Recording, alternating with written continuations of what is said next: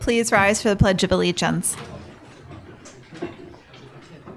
I pledge allegiance to the flag of the United States of America and to the republic for which it stands, one nation, under God, indivisible, with liberty and justice for all.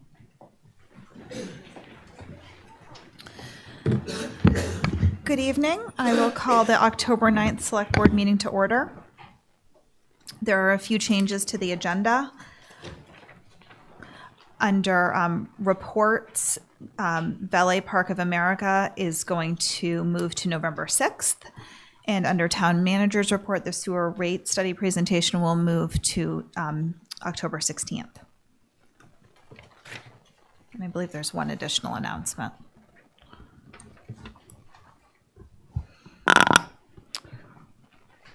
Right. Oh, Yeah, okay. announcements. So town offices will be closed on Monday, October 14th, this coming Monday, in observance of Columbus Day. And hopefully by now, everybody's marked their calendars. Annual town meeting for 2020 will be on Saturday, April 4th. The warrant is currently open for citizen warrant article submittals until November 18th at 4 p.m. Town council will be available next Wednesday from 2 to 4 at the town building for citizen article consultations, and also next Thursday, the 17th, from 9 to 11 in the morning. And there is a packet that we've worked on that is online to help guide citizens as to developing their warrant articles. And that is online. It's also in our office and the town clerk's office. What's up? Oh, yes, I was going to do that under town manager, but I can do it now. Whatever you want. So people don't think it's weird. So last week there was a question that came up at the board meeting at the very end of the meeting, not under public comment, but we thought we would mention it again, or either tonight under announcements or under town manager's report. And it has to do with the Rotary and the Mid-Island Roundabout. And people may have noticed that we are in the process of making some changes there. So the basic idea is that they will both be cleared and replaced with grass, which is a lot easier to maintain. And there is already irrigation in both of those locations. The approaches to the Milestone Rotary, we haven't totally 100% figured out yet. There's currently low-growing green juniper shrubs in there, and they do get weedy in the summer, so we may be removing those and replacing those with grass also. But that's the plan, in case people are wondering. One other comment. The Cranberry Festival has been moved to Sunday from Saturday. They sent an email out this afternoon. Okay. Public comment. This is the portion of our agenda where anyone who wishes to comment on something that is otherwise not on our agenda. Good evening, I'm Curtis Barnes, 12 Sunset Hill. I'm here to talk about parking. Last spring you had the announcement for committee appointments. Among them was for a parking commission, and I applied for that position.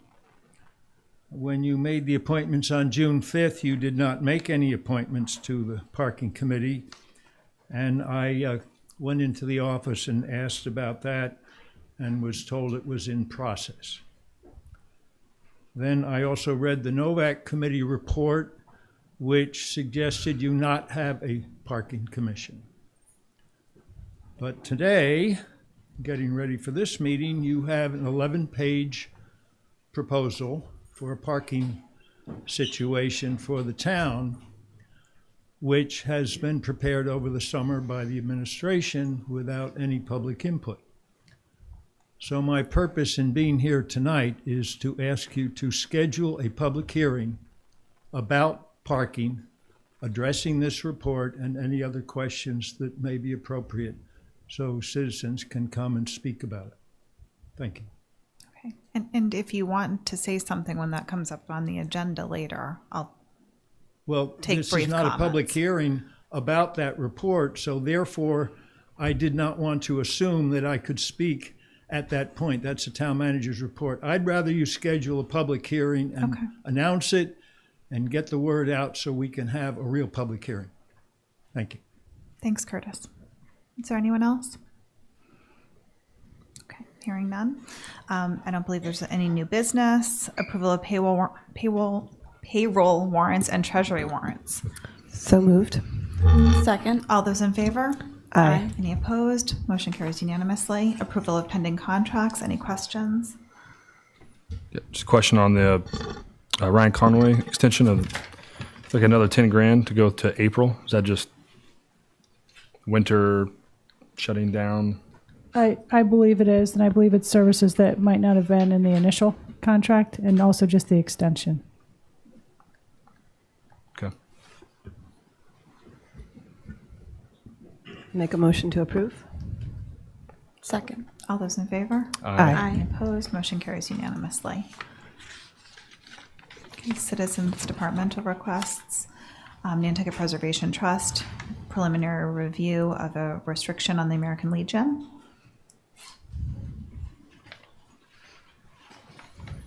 Good evening. I'm Michael May from the Nantucket Preservation Trust, and this is a request for you to have council review the preservation easement for the American Legion. It's part of a CPC project, and the easement would cover the exterior of the building. This is something we've been requiring for all of the historic preservation projects that the CPC funds. That's right. Allow it to go for review. Second. All those in favor? Aye. Any opposed? Motion carries unanimously. Thank you. So just a quick question to, you're involved in CPC. What does this protect? What does it allow it to or not do? Like in reality, what would it do? They wouldn't be able to I could. You want me to answer? yes, that would be great.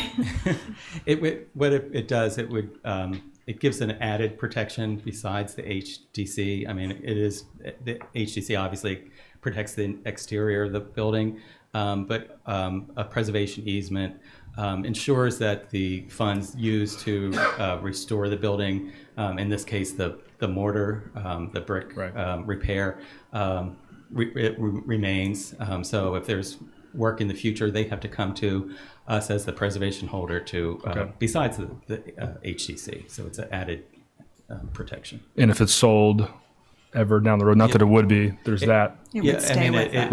It runs with the deed. Okay. Yes. I was for it. Restoring that brick, it was very specific to Okay. Thank you.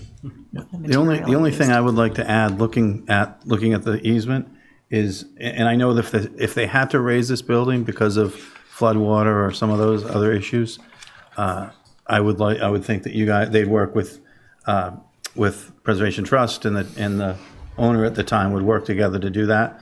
But I almost think that could be referenced in there as something that it would be major work, so it would be under the major category, but at least reference that at some point, because of where it's located, we may be considering that. So I don't know how you would handle that. I'd let town council talk about it, or you deal with it down the road. Yeah, the only thing that I would question about that is that the Massachusetts Historical Commission has already reviewed it, and that might be a red flag for them. But I mean, I think that we had to be realistic about our historic buildings in the future. So we're hoping it will be many, many years from now that we have to think about that. But I'm sure that there'll be discussions in the future about that. If you look at the maps, it may be many, many years, but it may be quicker than you think it is. That's pretty that's true, scary. too. That's true, So. too. Thank you. The Richmond Great Point Development request, Tucker has some comments, but we're actually going to extend this over to next week because they couldn't get here. Yes, thank you, Madam Chair. Tucker Holland, Housing Specialist. Yes, Dave Arminetti from Richmond Group had hoped to be here tonight, but couldn't with the weather. And so they appreciate the board postponing the discussion to next week. It's rather straightforward, but I just wanted to clarify one misunderstanding I think that I've been hearing some about today.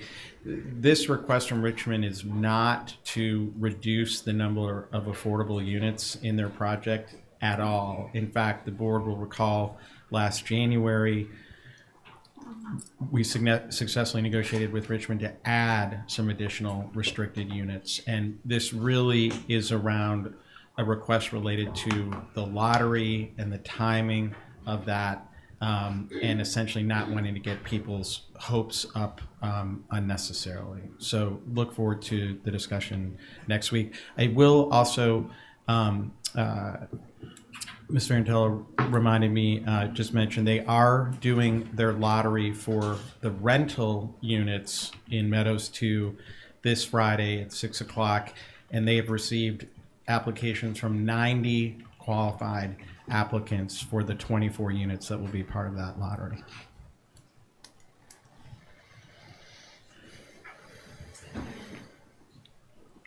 Are we still moving forward with the request for the noise bylaw waiver? Okay. Just making sure that that wasn't related. So that is next. I don't have any questions. I move to approve. Second. All those in favor? Aye. Aye. Opposed? Motion carries unanimously. Reports is put over to November 6th. We do have 2 public hearings. The first, amendments to the limousine and tour vehicles.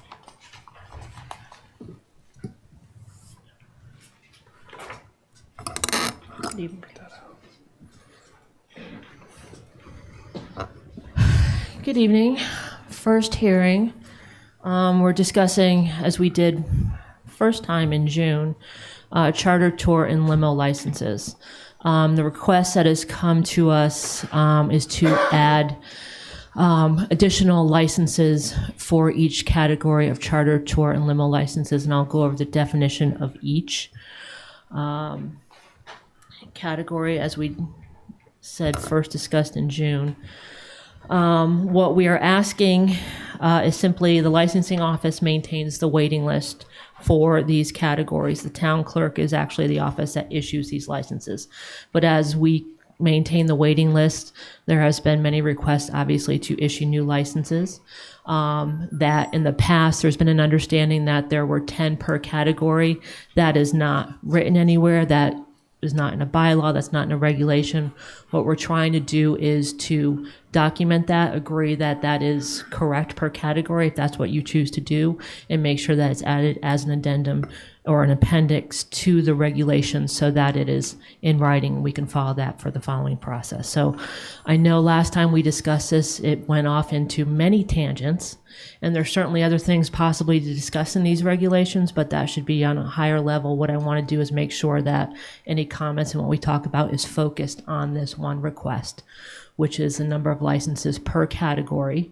Currently in the regulations, it is at the discretion of the Board of Selectmen from time to time to issue more licenses or to make that decision. And what I'd like to do is to document that and actually put a number as an appendix that can, of course, be adjusted as we go forward.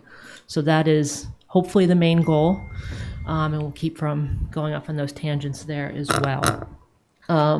As I said, it has been historically understood that it was 10. In the past few years, it hasn't been kept up at 10. Currently, we have the following categories. I want to just briefly tell you what the definition is for each one so we understand what we're looking at here.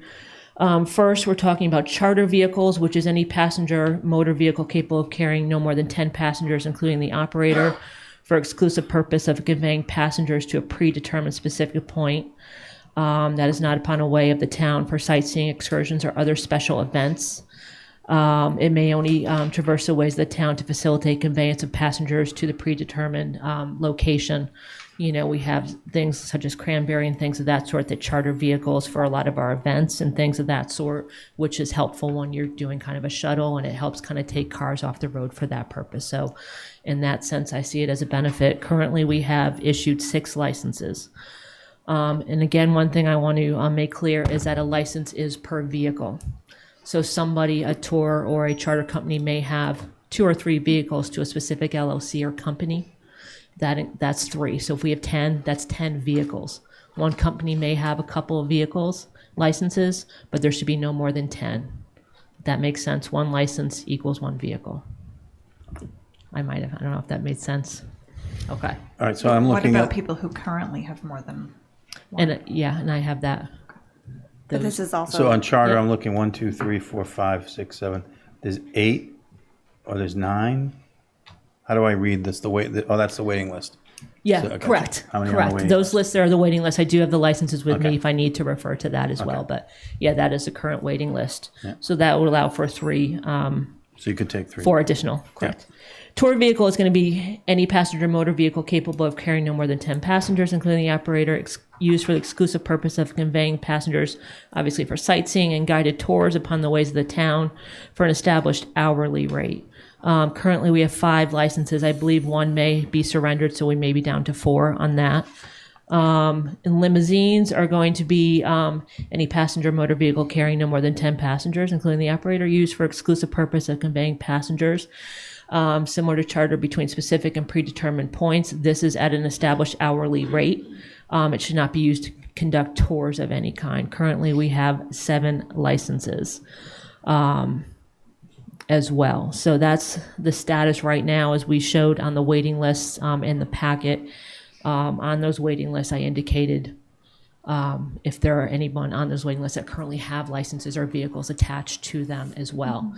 So I'm asking for 1 to determine if this is going to be a benefit. As the regulations state, what you're looking to do is to agree that these additions and these licenses are to serve the public need and convenience and to promote the public health, welfare, and safety of the residents and visitors to Nantucket.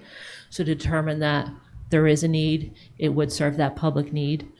Vote on that number, and to vote to include this appendix to the regulations so that we can state that, so that it's in writing and we can put that as part of the process. Yes. Yeah. Oh, in your, looking at this, you're recommending 10 of each. Correct. What's the customer demand? How did you determine that? Determine the 10 per category? Yeah, how did you determine there was a need for, 5 more, or 3 more, or 4 more? Well, I think how this came about is that this is something that had been requested of me for the past couple of years. It had been a traditional, we've gotten into it's always been this way. It's a grandfathered thing. It seemed reasonable based on where we were. I think there were points where it was at 10. We obviously have a few that have been released, so it seemed reasonable point for us to go to. And of course, if we create this appendix, then we can go back and make adjustments if we see that there's a need to do so. I found it to be fair. I think we do have needs. We're going to keep having all these events and weddings and things of that sort. These things can only be helpful. And I think this will allow for some new folks and local folks to get into the business. Also, one other point I want to make is that as a regulation state, it is no more than 10 people, including the operator. Vehicles that are larger, some of the tour operations, that's a state license. Those will not be affected. So these are smaller vehicles. It's not going to put a bus on the road or anything of that sort. It is going to be the 10 or below. Madam Chair. So if Phil and I want to go start a tour business with 15 seats, I just go to the state. I don't even have to talk to you. That's a state license. And there's no correct. limits. This is not. And we have no control over the bigger anything bigger than 10 seats. That wouldn't be a license. And again, I think we've had discussions about whether we look at this at the 30,000 foot level and look at all these vehicles that are being rented and brought on and look to council, are there ways to make those types of regulations? Currently, we do not have anything of that sort. If I believe, I'm sorry. Yeah, I think the only thing I think we do control is the size. I think that there's a couple grandfathered, couple of the Barrett buses that are really big. Yes. Are grandfathered, but we control the size. People can't bring on something as long as they want. That's in the, unless that was changed. No, I think from what I've seen, and Erica had sent me something that was helpful, and I believe certain roadways in certain areas do have certain size restrictions to them as well. Right. We have, the board a couple of years ago approved a bus size per street chart, and that's available. I mean, we did see this summer, one of those trolleys from Boston come over for a wedding, come over for the weekend and things of that sort. Where do we get to the point where we can say, what if every wedding on a weekend and we have 40 of them?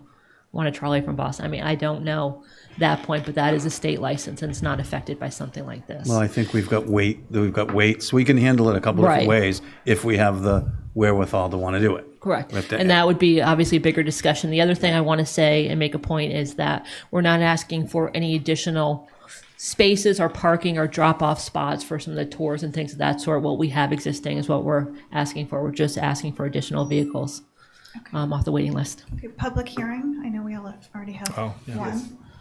Bert Johnson. One thing you do have, the selectmen do have some control over the state licenses, in that to have a state tour license, you have to get a route approved by the Board of Selectmen, so your jurisdiction would be where they could go and couldn't go. But otherwise, anything over 14 passengers has to have a state DPU license. Anything 9 passengers would be your traditional tour license. Thanks, Bert. That's good to know. I didn't know about that we approved the route. I've just never seen that come here before. Yeah. Someone's trying to book a tour. Betsy Wally. I drive primarily for Barrett's, but I drive for everybody. And I understand the purpose of this meeting is to clarify the number of licenses. And so this information may not be as pertinent today as it might be down the road. But that is those of us who actually are out there every day. And when you mentioned no more requests for spaces or parking, that's because there is none. So even if we added all these extra people, there's no place for them, for all of us, to function downtown because of logistics. There's one place that's big enough for the Barrett's Big Bus. And all of us work together in those days. If Gail's there, I pull up in the big bus, she goes around the block. It's this gorgeous little ballet that happens to accommodate all of us. But that's it. To add that would start, you want to have the visitor center as part of your tour for the obvious reasons, not to mention the restrooms when they get off the tour. So there would not be space for them. And to be honest, of course, we face the same challenge that every business here does, and that is finding qualified people to work that represent us, that represent the town, etc. And in a tour situation, I think it's even more important because we're all Chamber of Commerce ambassadors. And so what our guests, the experience that our guests have is, what shall we say, needs to be held to a high standard. So those are the 2 points that we really wanted to get across. Is it's fine to clarify, but please understand there's nowhere to do it. So thank you.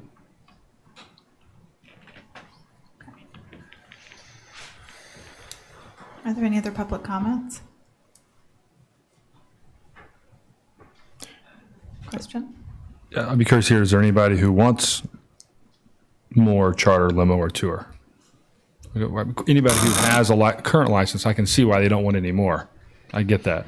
Correct, any more companies. Right. And I think tour, and I understand, and I would agree probably if you look at the categories, the tour is the one that might affect their locations the most. Those are the ones that are going to have that specific location. And I'll let Janet can probably best speak to that because she sees this every day as far as the tour and spaces. Well, I would say first that there's a very high demand for tours, and we have very good tour operators, and they sell out. And at the height of the season, it's hard to tell people, sorry, you can't have a tour of our beautiful island because we have these small tour buses. I would say that David does a good job of regulating the frequency of people when those buses come through or the tour vans come through. And that I think we do, through careful monitoring of them, could manage more tour buses. And I would say that our visitors are expecting of them. So I would certainly advocate for more, and we can manage it from across the street at 25 Federal. Okay. If there's no other public comments, I'll close the public hearing.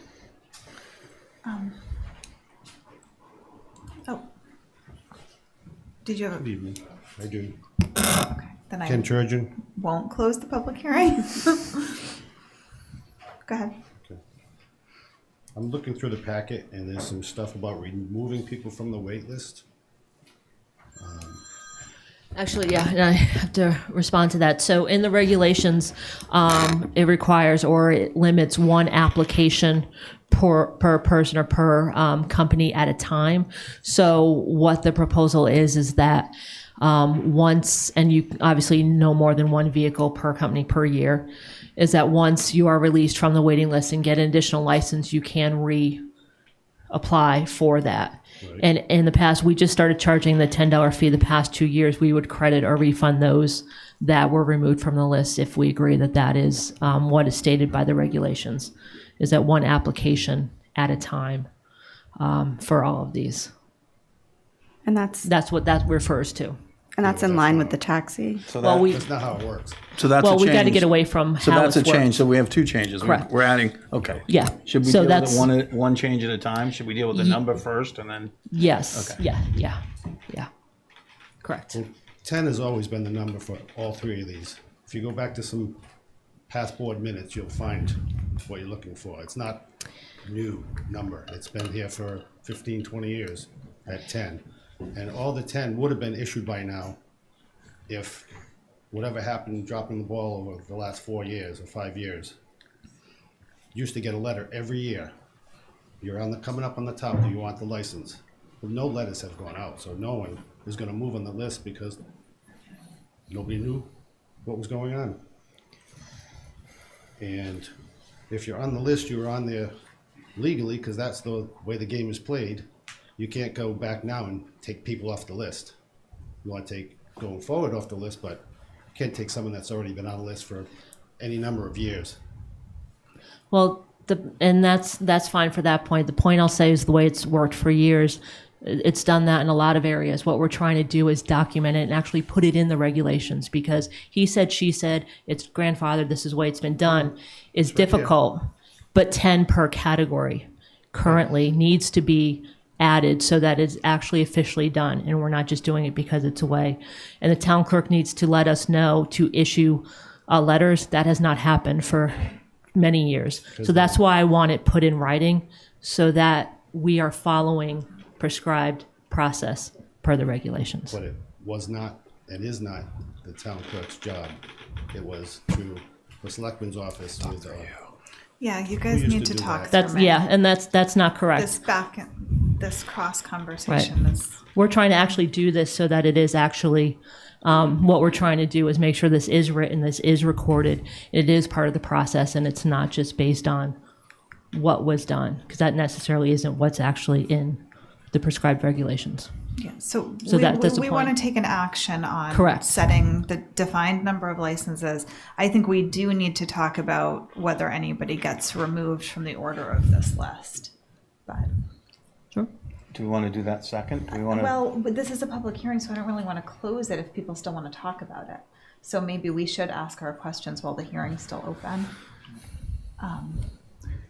Because just my thoughts on it are, if I want to add more vehicles to my existing company, I shouldn't lose my spot because I added, because it might be Right. the next year. Right. I can see skipping over that person if they only get to add one a year. Correct. But I don't know that they actually lose their spot and have to start all over.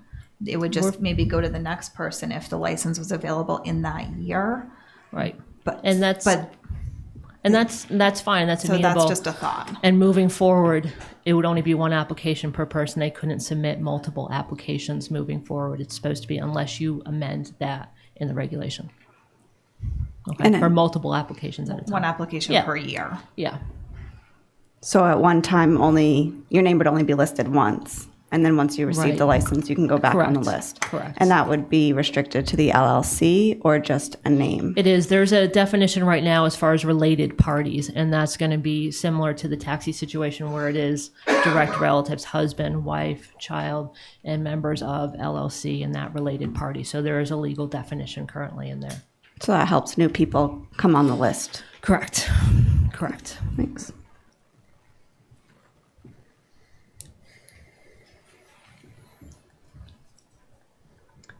Sorry, Amy, could you just repeat what you were saying, the sort of the interpretation of the regulation as regards that issue with the multiple applications? It's very simply one application Right. at a Correct. time until you've been awarded one, and then Correct. Okay. One application. Correct. Madam Chair, I have a question Yeah. for Ken. Ken, you've been doing this for a while. For charter and limo, is there room? Because to go up to 10, is there room for? Yeah, those all would be gone by now if the letters went out in Okay. the mail like they did for the first 10 Okay. days. That this is, you would have people already operating. Right. So there's demand. There's demand out there for. Right. I could have used my, I'm like second on one of the lists. That could have been used 3 years ago. Right. Okay. Thank you. And the public demand is there. Right. It's always been there. You would have had. No one would be looking for them because they weren't getting their letters saying there's one coming up. You're on the list. Do you want it? You say yes or no. If you say no, we get it goes to the next person. Yeah, I just mean the demand from the consumer. Yeah. There's enough additional demand that we need more. And the 12 licenses, Vehicles. they don't need us. It's good if they have a spot, but a lot of them will by appointment. If they got 10 people at the Jared Coffin, they'll go pick them up at the Jared Coffin. Or they'll pick them up at the White Elephant. And I'm way down on the tour list. I'm not really concerned with the tours, but the rest of them that are on there for a while could do their business. They just haven't been notified that the licenses were coming up for availability. You got 6 charters, so you had 4 available all these years. You had 7 Madam Chairman? limos, you got Yeah. 3 available. I thank you, Ken. Not to butt in, but we've heard that several times now. And unfortunately, I think what's happened is with personnel changes, it simply was not clear, and there was no documentation as to exactly what the number was. It's an administrative clarification, and it's unfortunate that it dragged on as long as it did. But the idea here is to set the number and get these letters out that we're talking about. And the letters that I think you might actually be referring to previously were when people gave up a license. A letter did go out to the town, out from the town clerk's office for many years saying, a license is available, you're next on the waiting list, do you want it or not? And that hasn't been happening because of the confusion with changing staff about whether or not we had licenses available. So it's pretty much being clarified and documented now, and we would move forward with the issuance of licenses to people on the waiting list. And going forward, whose responsibility will it be going forward? Licensing, I assume? Or is it the town clerks? What's the? It comes from, and I can review it. It's a little bit convoluted as far as what the process is. But the town clerk, there's a renewal process in the spring, in May, and they'll come in, including taxis as well. If there's 2 or 3 were not renewed or surrendered, can you send a letter? We end up sending a letter to whoever's on that list. They're given 14 days, I believe, to say what their intention is. And then at that point, they are required, in I believe 30 days, to bring in certain registration documents. The town clerk deals with that as far as fees, registrations, insurance, whatever the requirements are. So that's the process. Once she goes through the renewal period, the town clerk will say, send a letter to number 1 and 2 on the list. And then the town clerk will let us know if for some reason those folks aren't interested or want to stay on the list for next year. I understand it. Yeah. So I see the process, but Yeah. but in my business, if I have 5 bosses, if I have 5 people responsible, no one's responsible. Yeah. So I'm asking who's responsible in this? Is it a licensing issue or is it a town clerk issue? Unfortunately, it's a little bit of both. That's the process right now. After the renewal period, we also do a renewal, everyone to come in for staying on the waiting list in that May timeframe. Everyone has to go through renewal with the town clerk. The town clerk goes through everything and says 2 people did not renew or surrendered their licenses, then 2 people come off the waiting list. So it starts with that. We're not going to send a letter unless we know someone has surrendered a license. It's not really answering my question, but that's all right. Matt, not to interrupt, and this does get very convoluted, but for many years, because of what our regulations currently say, the town clerk issues the licenses. So when there is a license available, they notify us, there's a license or licensing now, there's a license available. And it needs to be clearer, but the basic process has been town clerk issues the physical license, but licensing notifies the people that there's one available. Right. And then In some cases, the town manager signs the application. So it is a number of places to go. It is something that needs to be cleared up. Well, that's We're what I'm aware of trying, it. I guess kind of that's what I'm trying to do now. Yeah. Because clearly we had an issue for 4 years. Yep. And so I'm trying to say, who's the boss and who's going to take care of this so that we don't have this again? And so that it's clear going forward, so that it isn't like, if the town clerk forgets to send anything. Right. Is there anyone watching that? If, anyway. It's not a forgetting situation. In this particular thing with the charter tour limo licenses, it had to do with the confusion about how many licenses were available. And Ken is probably absolutely right. There have been 10 for a long time, but it wasn't documented anywhere. Now it is, and now we can proceed as Right. we have been to issue licenses from the waiting list. And Right. it's So to be steps quite were frank, so steps are happening, but the final step didn't happen previously. So it's going to now happen. I don't know if a final step didn't happen. It's just that it never got to the point where it would have happened Right. because no one knew how many licenses were Right. available. And I think probably the board may have voted, but it just was never codified in the regulations. Now the appendix is going to codify it in the regulation. It'll be completely clear, and we can move forward from here. So if you have a new town clerk and a new me, they have something in writing and can do so and move forward. That's what I'm trying to make Yeah, sure that we have. that's what I'm trying to do. And it didn't sound like that a couple Yeah, of minutes no, I'm ago. sorry. It's just, Okay. it's trying so that this doesn't happen again.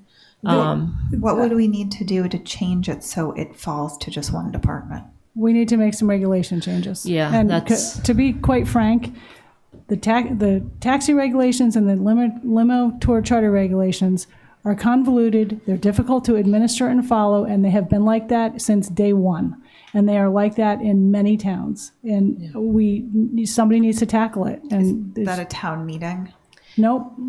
So we can, Yeah, and Handle that. we've talked about this being a larger discussion about all vehicles on the road, and you talk about rentals and charters and taxis and tours in the land of Uber. I mean, there's a lot of conversations to be had. That's why I didn't want to get down too many tangents, because it is a 30,000 foot level discussion.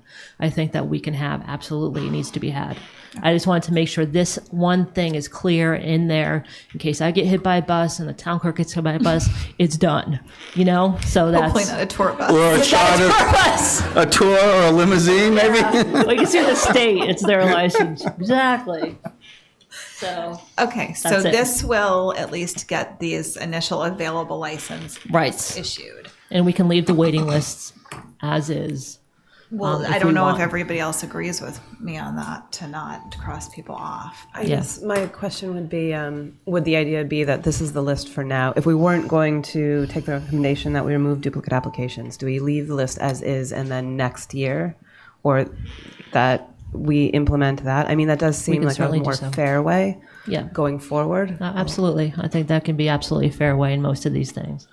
I will say though, when the previous board kind of revamped the taxi regs many years ago, they made huge changes to the waiting list, and it just, because you have to start somewhere, you have to start from here and go forward. So the people that are getting crossed off aren't getting crossed off completely, they're just getting multiples crossed off. They're going to have an opportunity to get back on the list, and they're already on there beforehand, so their name is going to come up. So that's my 2 cents.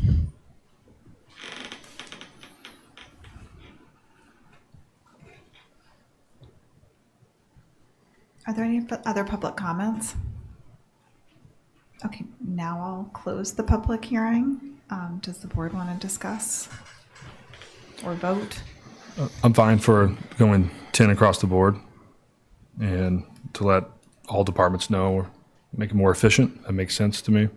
Most people who have the tour licenses don't want it to go up. It's competition and maybe some issues downtown for space.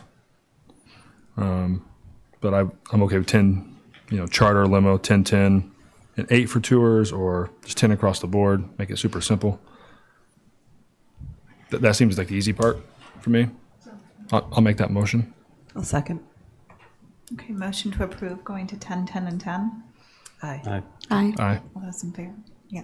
Any opposed? Motion carries unanimously. Now, one thought is once we do that, if next year we're like, oh, we want it to be 888, you can't really take them away, No. right? You got to start start over once they're released. Right, attrition, right. And there would have to be a reason for that.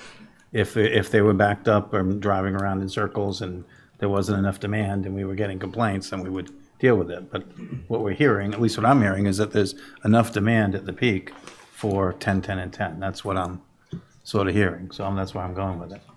So I think the question that we have to solve now is sort of is the list, because there's a recommendation to change slightly how the list is handled. Right.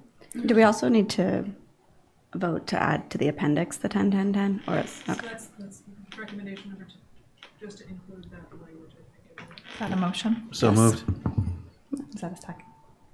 Second. All those in favor? Aye. Any opposed? Motion carries unanimously. So I think just the remaining question is how to handle the wait list. I agree with Rita, kind of where you were heading with it, because even though the system was flawed and everybody thought had different versions of it, that's what a lot of the charter limo tour, that's what they thought was happening. This was like, I put my name on a list. I got 3 names, all right, or I got them on there twice. So I think we should start it. I think it makes sense to start it after. I guess my question, I know we closed the public hearing, is how often do they turn over? Because there's 12 people on that charter vehicle list, and is it going to be another decade or 2 before people are actually turning over because there's so many duplicates? Yeah, it's not a frequent turnover. I think the tours, we had a couple turnover more often than not, but the charters and the others not as often. Not as often. Maybe 1 or 2, but I mean, maybe 1, 2. Here's a second question. What if someone has 2 or 3 or 4 licenses and they're only using 1 or 2 of them? Would we know that? And B, is there, Yeah. I mean, generally, yes, we probably would know that because enough people would notify us. I've seen that happen in the past. Yeah, that's certainly something that I know those people are watching if we're not seeing it. But generally, most of these I have seen them used, but we have gotten that notification before. That's a good question, Matt. What would happen if we saw that? Legally, we can't take it away, can we? I believe that would probably be similar to a hearing situation if it was a violation of a license or non-use of a license, similar to we do in other categories as well. Whether that's specifically prescribed in the regulations right now, I don't believe so. I don't think it is. But I think the process would be if there's any sort of problem with a license or thing of that sort, you'd have a hearing to discuss that and vote on that. And sorry, Amy, this process of allowing multiple applications, that's sort of the way it's been Yes. interpreted. So it would be a new implementation of the Right. regulation. And I think it's more of a looking at what the regulations say and how they've been set up and understanding areas where the practice was not matching what was in some of the regulations, and that was just trying to bring that up to speed there too as well.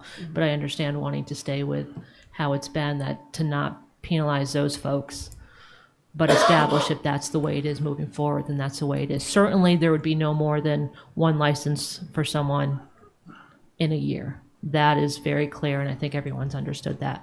So if you're 1 and 2, you're only getting 1 if 2 are available. So you would go, right. And similar to taxi too, if a husband and wife are 1 and 2, That makes you sense have to to me. skip over that related party until the next year. So And would that's- that happen with the Hickmans on the tour, assuming they were all the Correct. same LLC? If it was separate LLCs, then you could Correct. technically. Correct. Okay. If they're not in the definition of a related party. Correct. And that's what the regulations right now? Correct. Okay. Yes. Yeah. That's the definition in there right now. But if here's a question. If it's a separate LLC, can that mean, can people drive for each other? I mean, is that really just a? I think it's ownership of the license. It's per vehicle, and each license is per vehicle. So, if they're going to pull that, they're going to pull that. But if it's a related party definition, obviously, if it's a husband and wife, that's a related party, regardless of what LLC you say you are. Okay, so that's Yeah. all right. So Yeah, and if it's ownership. a related, all right, gotcha. Right. So related party, you can't split it by being an LLC. It would be, beneficiaries of the LLC, corporation, Inc., and I can read that from the regulations, but it's, No, I'm just following up because Yeah. Jason was saying just form LLCs, but it doesn't sound like you can. unless you're completely not related whatsoever, Okay.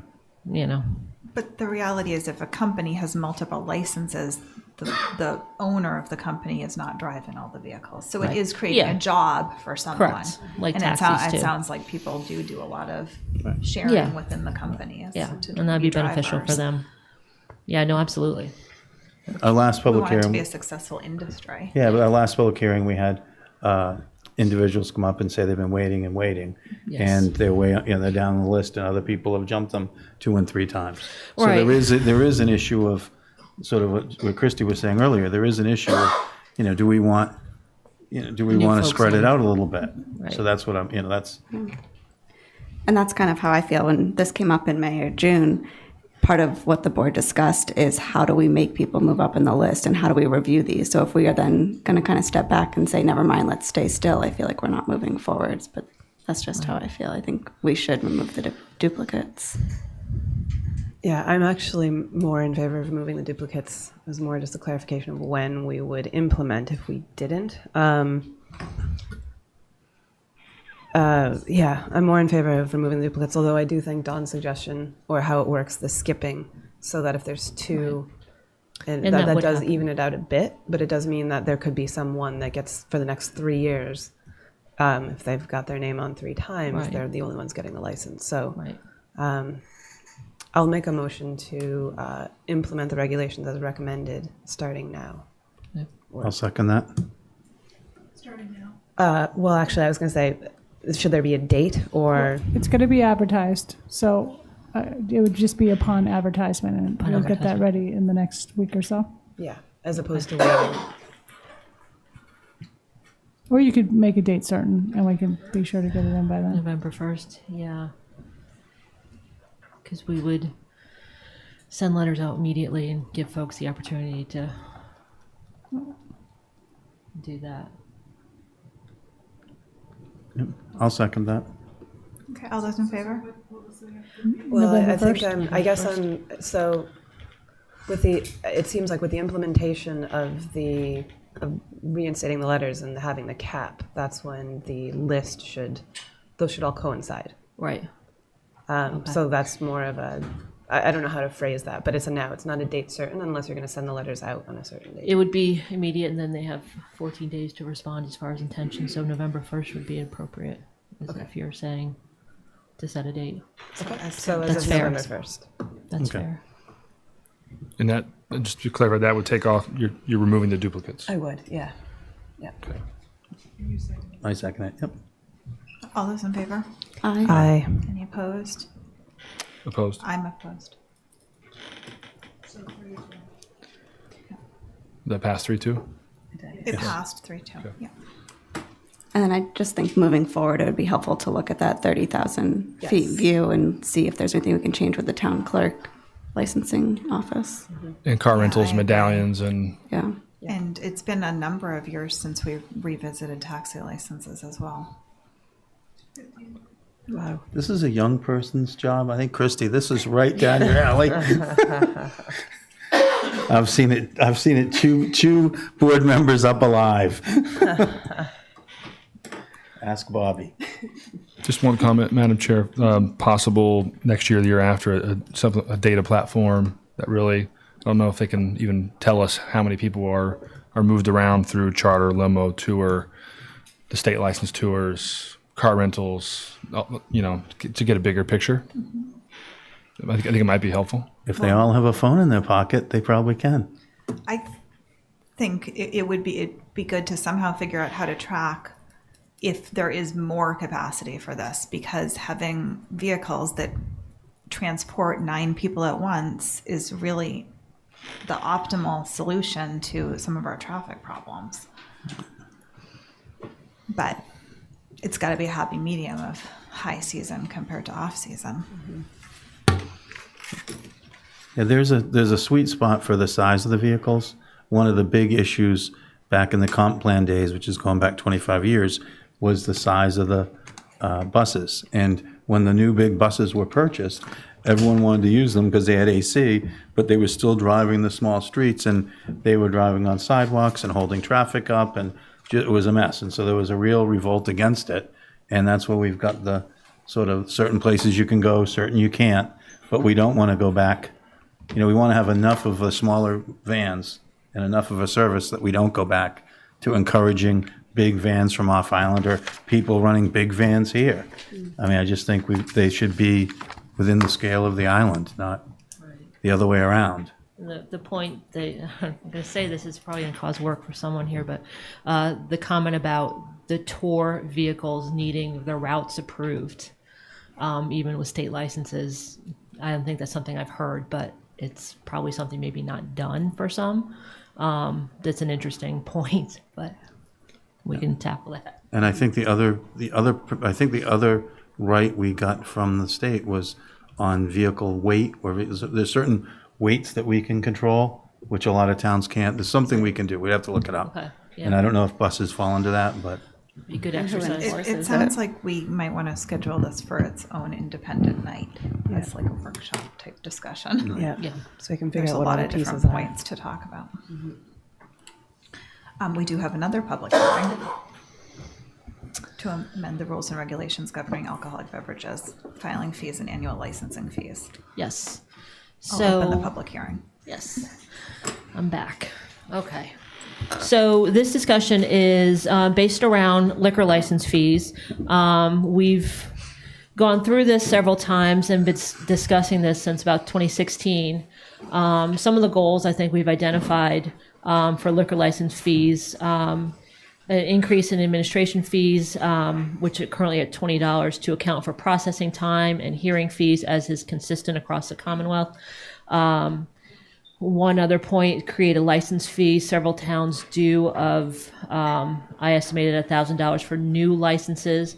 Does not include transfers, standard license fee upon renewal. Increase seasonal fees at a slightly higher rate. We're looking to benefit those annual establishments that are open and remain open for most of that off season, as that's a great expense for them to do so. We've also been asked to address long closure requests from annual establishments in the off season, and defining that off season, basically looking at the January through March time period, which is the time period that seasonals are not allowed to be open, where we're seeing 60+ day closures,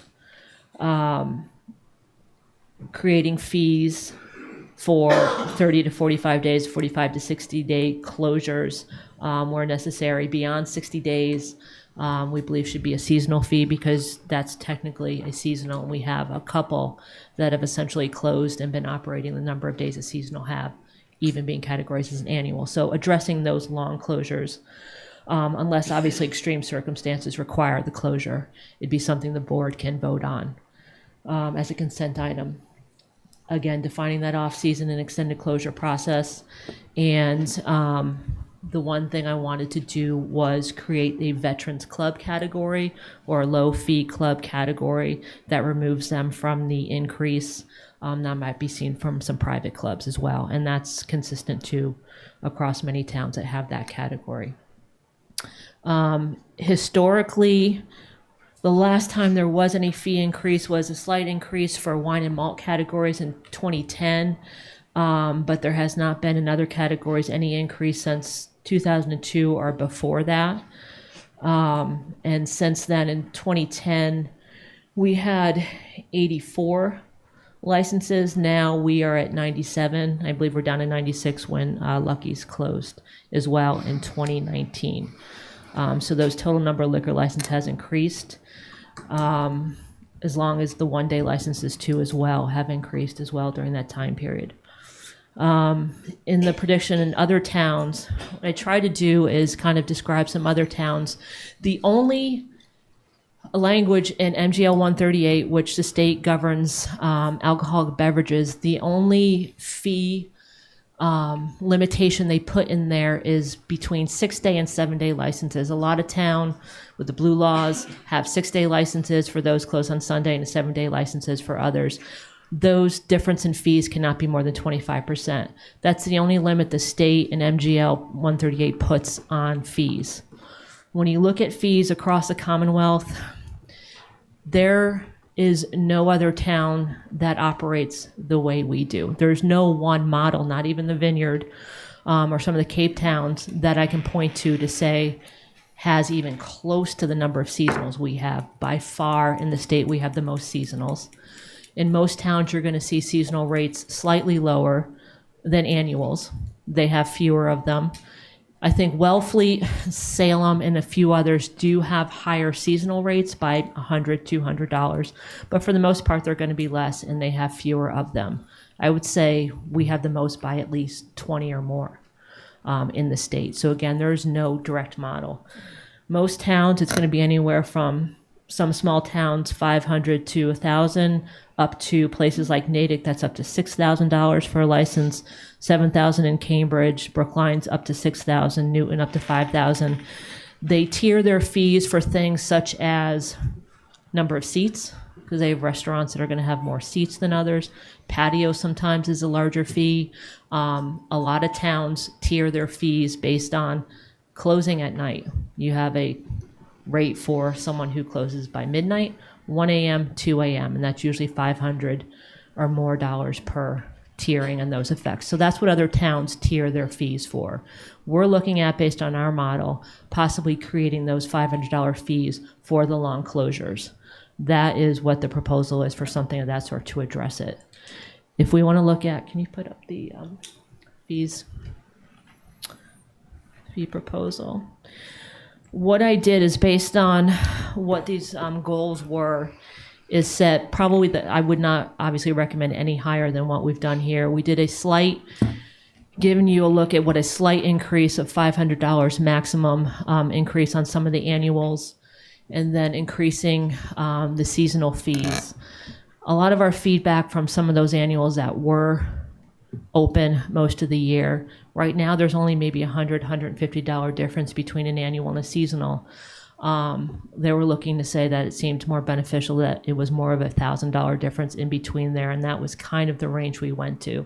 I think there's room in here for negotiation, moving based on how you feel about this. Right now, I wouldn't certainly go higher than what we've looked at here. We've brought a lot of the categories into either on-premise or off-premise based on all alcohol or wine and malt. On-premise is going to include the club, and general on-premises, the common vicular, which are going to be the restaurants, and then the inn holders.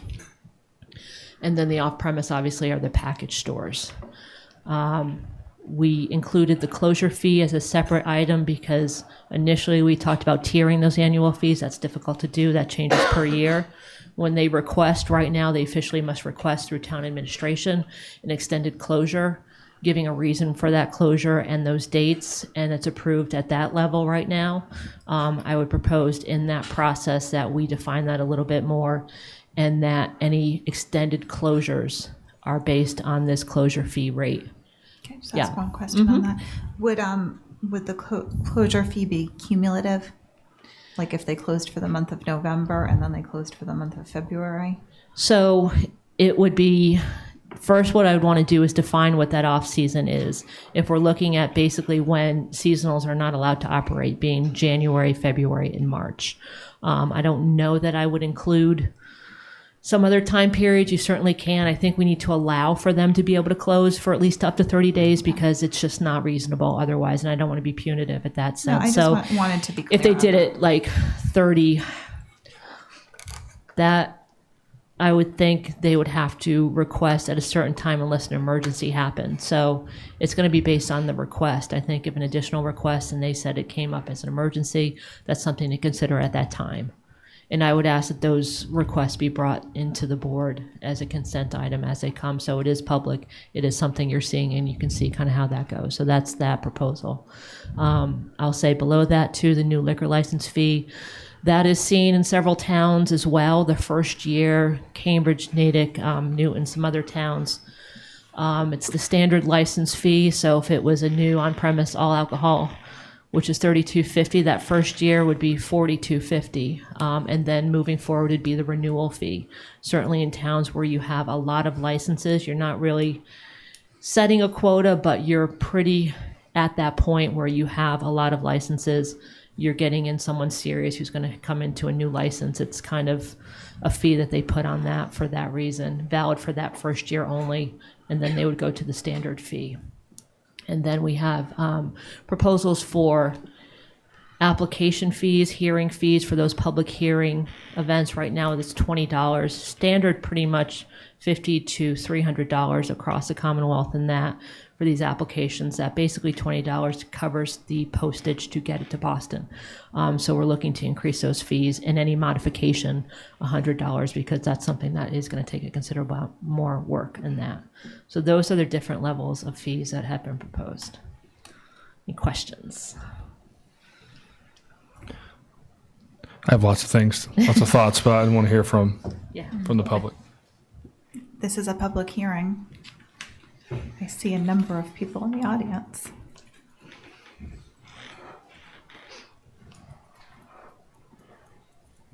Hi, I'm Jenny Benzie, owner of Epernay Wine and Spirits, and I didn't know if this was a time that we could ask some questions.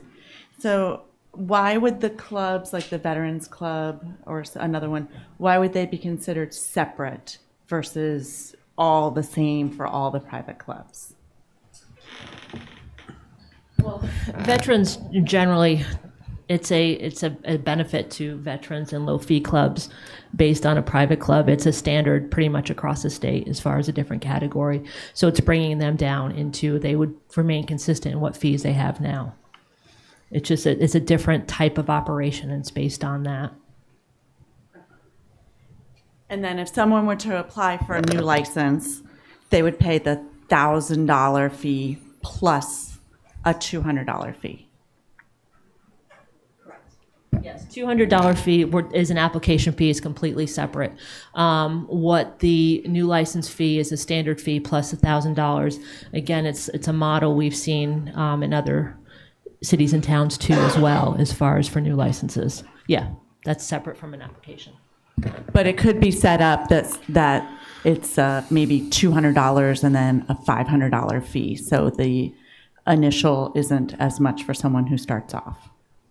That's up to the board. Up to the board, okay. And then in the notes, it talks about the expense of being open year-round versus being open as a seasonal business. So Epernay has a seasonal license. We're open by law. We can be open April 1st through January 15th. And we try to abide by that as best as we can.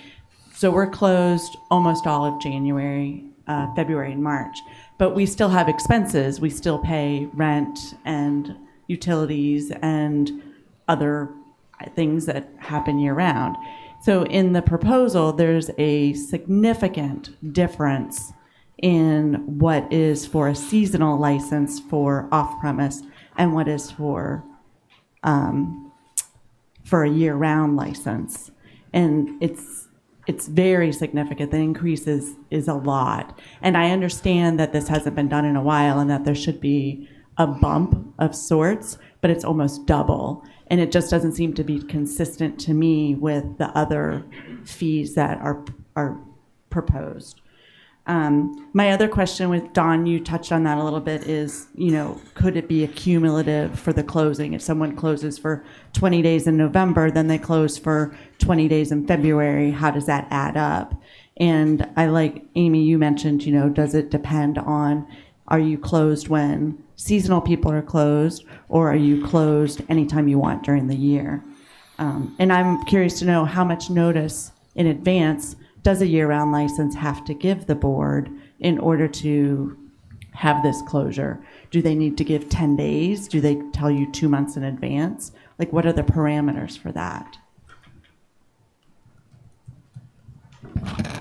Let's see, which one to tackle? Seasonals do not have to be open from April 1st to January 15th. Those are the parameters. They can certainly close at any time in that period. So they do have that freedom. Generally across the board, it's seasonal. They are given that ability. Annual is set up that any closure right now more than 3 consecutive days requests a official request. It comes in various forms. I mean, it would be great to do a 30-day out, 2 to 30-day out process. Sometimes we get it 6 months in advance. Sometimes it is the 30 days prior to, but standard about 30 days prior to them doing so. I mean, they all have been pretty good about that. We've already gotten some for this season as well. But for annuals, again, I'm going to say that we're looking at the time period that seasonals do not cover, January through March, because in November you do have a bit of a crossover there. But seasonals, again, have the freedom to do so unless you change that. There's towns, I was looking at Orleans on the Cape. They don't have seasonals, but they have during the season, May to September, a requirement of 6 days a week. And then off season, they're looking at 3-day weeks because obviously you make weekends and things of that sort to give these folks a little bit of break, but also have things open for the public. So there's different options to look at there too as well, is how you define that off season and what's required. Right now, it's more than 3 days. I think we've allowed for it. We certainly need to allow for it because it's the way the economy is or the way their business is right now and staffing. We need to allow for some closure at that point. But it's been brought up a lot. How do we address that? This is one way to do so, and we can certainly talk about movement and negotiation in that too as well.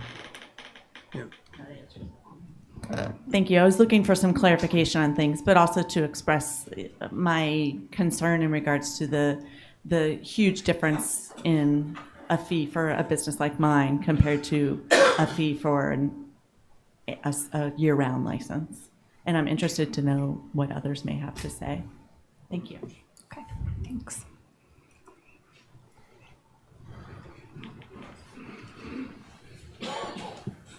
Jamie Holmes, Nantucket Hotel, Breeze Restaurant. The first question I have is, these are substantially higher rates. And is it because the cost of administering the liquor license has gone up substantially, or is it because you can raise the rates and we need the revenue? And, in our business, if we can get higher rates, we charge higher rates and we're happy to get them. But as a town, does it make sense to go up 300% in one category, 100% in another category, 50% in another category? And are we sort of opening ourselves up to whatever we can get, we're going to ask for? If there's administration that needs to be adjusted or it hasn't been raised for so long, I did hear that there's a lot of towns who charge more than us, but I don't know that that's really the basis for why we should change it. And that if we are going to raise it, maybe we do it as a step up, like the minimum wage went up $1 this year and $1 next year to help people get into the different areas.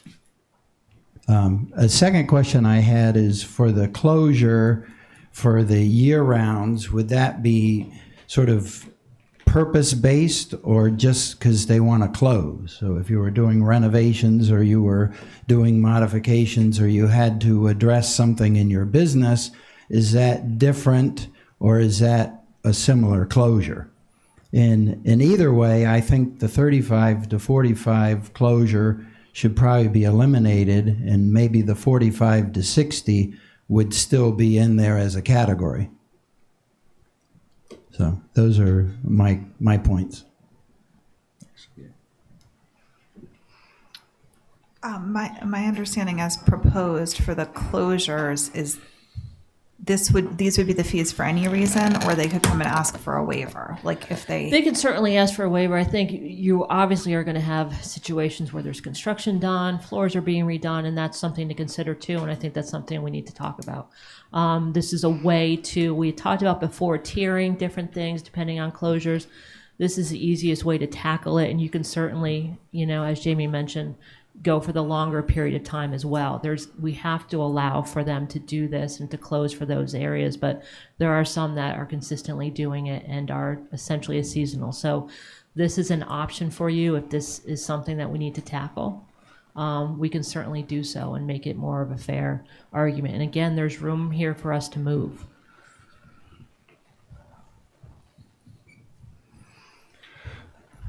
The public Do you have a question? Just- I have a question for Amy while people are deciding to come in and talk. If we were to administer, how would we administer a closing fee fine, a 500 or 1,000? Do they just get a check? Do they not get their CO? What's the incentive to pay it? What's the incentive to pay? It's if it makes it part of the license requirements. Again, we would be someone doing this different than other towns, but again, if someone increases occupancy and things of that sort, they create a fee for that to update that license. We would have to write it such that what the process is. The process is to request that closure, reasons for that closure. I think it should be a consent item or something that goes through the board that you're seeing and that you see what these requests are. So there's a limit, there's a request process, an application process, and it goes through that process. Yeah, I just wonder if they would pay it at the end of the year when their license was renewed. Right, that's how you would. Right, you can assess it, and we can certainly do so in that sense. I can remember I'm going back into the probably 80s or 90s when it was, we were a little stricter, and if you're year-round, you had to be year-round, and you had to come up and say, and beg the board in front of the camera to be able to close. And, everyone would close for their 6 weeks, in the middle of the winter and do their work. Right. But it was a big deal. And I think sort of what we were hearing from some of the year-round people is that they were staying and losing money, and they're getting ready for a big weekend.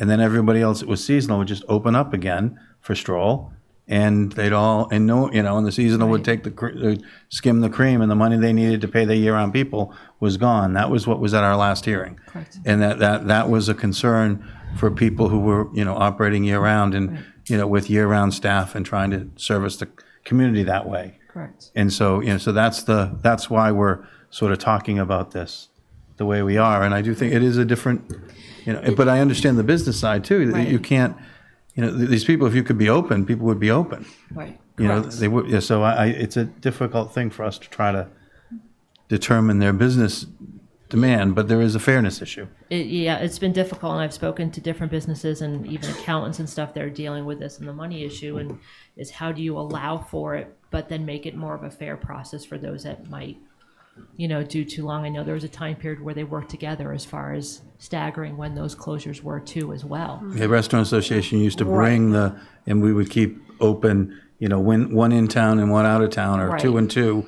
of each category. So there would be 6 or 8 I people. remember when it was basically, is it the Brotherhood or the AC that's open? Exactly. It's one or the other. Yeah, and it's difficult. We can set this up, and as I think about this, we can require openings during this time period. But can I force folks to go out to these restaurants? I can't. It's hard to say if that's going to happen and how that model is working. So it's an option and a way to look at this if we wanted to deal with it, but there's room to move on that too. I just had a question kind of going about the seasonal licenses kind of coming in for the big weekends like Stroll. Is there any way to do closure fees on seasonal licenses? So if you closed for November and opened for Stroll, or there's some way? Looking at another definition in MGL is 2 definitions of seasonal as far as time periods, being April 1st to November 30th, which would take care of those that just close and go for the season. And then there's another period from April 1st to January 15th. So there's 2 different categories. And I think we did talk about a fee for those that close before or by November 30th, and then for those that extend out, and that being more that extend out. It's difficult because it's opposite of how most towns work, but we have different needs and different ways of business there. But you can split it up, I think, in those 2 areas. That's an interesting idea. Yeah, I think, Christy, you're onto something, because that would give the incentive. Yeah. Yeah, now, couldn't you just take just for thought, take the closure fees proposed on annual and just move them right over to seasonal? So somebody who's open April 15th and they close Columbus Day, and Yes. For Stroll. and they come up for Stroll, even if they don't open for Stroll, like they close Columbus Day, then there's a little bit of closure fee. So there might be a way that we could lower the proposed seasonal fees and then have a closure fee. Does that make sense? Because I think that's kind of what we're trying to tackle, and not trying to hurt the businesses like Epernay who are kind of that full season. Correct. I think that's kind of what Matt was touching on. Yeah, and I believe the last round we looked at it as seasonal A, seasonal B being those 2 categories of seasonals. and tiering the fees that way. It's harder to tier the annual fees, but in those seasonals, there's those two definitions, and we can certainly do so. It makes it more complicated, but I think there's stuff, it's worth a look. The one thing that jumps to my mind is some of our restaurants that just really can't stay open because they're basically open air pretty much. And is that too much of a burden? But it may not be, depending on what But the fees are. if they were in the lower, they'd get a lower fee because they'd be closing Columbus Day, and they'd be in I a. thought we were saying a higher fee. No, well, what I think what I'm hearing is that they'd be the highest fee would be. That aren't opening for the holidays. Yeah. Yeah. correct. If you're not open for the holidays, you'd get a fee closer to a year-round fee, and it's just that's what I'm hearing. Right. Yeah, that's what Okay. I heard too as well. Right. So if it was Oh. November 30th, it would be a lower fee. Yes. Otherwise, there'd be more incentive to just get the seasonal B and then That's, open up. was that what you said? No. Okay, I didn't No. think so. I was saying somebody who opens up April 15th and closes Columbus Day gets the full Gets the higher full fee. seasonal fee, right? And then someone who stays open to December 31st, to January 1st, a lot of those seasonal businesses, they would have a bit of a lower fee. But I think the MGL law says you have to it's define two November different- 30th. You can have one that, anywhere up to November 30th or any portion thereof is what they call it. April 1st to November 30th or any portion thereof. April 1st to January 15th or any portion thereof. I think what is I the was language. thinking was if you had the closure fee structure for the seasonal business, then if they did close October 15th for the rest of the season, they would be charged that longer closure fee. If they only closed for 30 days in November, they'd be charged a 30-day fee. That was kind of what I was Yeah. envisioning.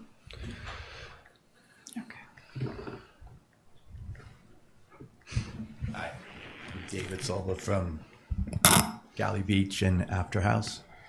I just have a couple points. One, I understand the fees have to raise, like Jamie pointed out. But the restaurant business, if you look at the businesses in Nantucket, is one of the most volatile businesses on the island. I mean, more of them go in and out of business than any other industry, I would say, on island. So I just take that into consideration. My other question is really, I know this is a long tradition of annual over seasonal, but what is the real reasoning for it existing? Go ahead. Oh God, I don't know if I can answer that truthfully. The state does define different time periods for those communities that have. There's winter seasonals out west and Lenox and those sorts of things, and obviously summer seasonal season for us as well for businesses that aren't required to be opening. Annuals are pretty much across the board required to be open on a frequent basis. You'll look at other towns and they have violation hearings for places that close for long periods of time and don't say anything. I'm talking like 7-8 days. So again, our model is so completely different than any other town, but that's how the state sets it up for those communities that have those businesses that might be only open for a short period of time. But mostly a liquor license is meant to be used consistently and not be any long closures, because you will get violations in most towns for not operating. They call it non-operational violation. So I think it's hard to answer that on a Nantucket model. So if you're a liquor license in Boston and closed for 6 months, you'll have a violation for that? Yeah, if you look at their hearings that they have a couple times a week, they'll have violations for non-operational if it's not approved type of situation. So that's just a state definition for licenses. The reason why I asked that is just when I hear all the, sort of complicated ways of regulating for closing or not closing, it occurs to me that to just have an across-the-board fee for whether you were seasonal, whatever you decided to do, and let the market figure itself out, which I think it would. I've been in business here for over 20 years, have had both seasonal and year-round licenses, and we never made the decision based on the fee. That never came into the conversation. So it seems like, as you guys were talking about back in the day, we used to say, oh, you're closing that month, okay, I'll stay open. I think that the market would work itself out where, the board or the town isn't trying to figure out that which maybe is hard for it to figure out to begin with. Well, I'll give you That's the too radical of an idea. But Well, I'll give you what's happened. I think if we let them so I think on boards that I've served on previously, the idea was to give the people who were servicing the island 360 days a year, give them a bit of the break because they're losing money for 2 or 3 months, guaranteed losing money 2, 3, 4 months a year. And so it wasn't a very big break, but it was enough of a break and incentive. And I think, my own opinion is what's happened is because people are closing for, November and open again for stroll, and that's making it harder for the people that used to go year round. Some of them that used to go year round don't go year round anymore. They say, I used to be able to go year round based on those 2 or 3 big weekends, but now everybody opens up again for those, and then they close right back down again.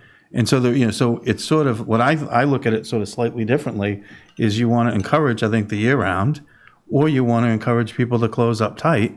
And the people who are sort of skimming along, I think they're the ones that have run their business well, can afford it. I think they're the ones that are opening just for the big thing. So you're sort of looking at it, I'm looking at them from that way. And I don't think we can't dictate it, but I certainly think that we could sort of give a little bit of an incentive for certain actions. What we used to, there were times where you couldn't find a place to eat. If we left it to the market, there wouldn't be anywhere to eat in the winter some nights.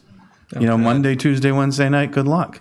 That's true. I think that now that, the town is busier in the winter, that probably wouldn't be the case if the market just took care of itself.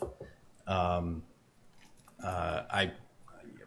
point would be that even the seasonal restaurants are losing money at points during the year in the shoulder season. And that it seems to me that the market would figure itself out. People would close because they had to, because they were losing money.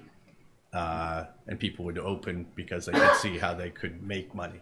I would say that the year-round restaurants that are staying open aren't just doing it out of the goodness of their hearts. I mean, there's times they're losing money, probably, for sure. But there's also a business model behind that says, hey, if I stay open all year round, it makes sense for me financially to do that. Yeah, some numbers I went over. It's difficult. We have a lot of licenses. We have 97. I wanted to just a couple of towns to give you an idea of where we rank with 96, 97 licenses. A similar town with 96, Falmouth. Newton's 119. Town similar, Brookline, much bigger place. The Vineyard obviously has 5 different towns, 3 wet. Edgartown only has 36, 15 in Oak Bluffs. It's a much smaller number.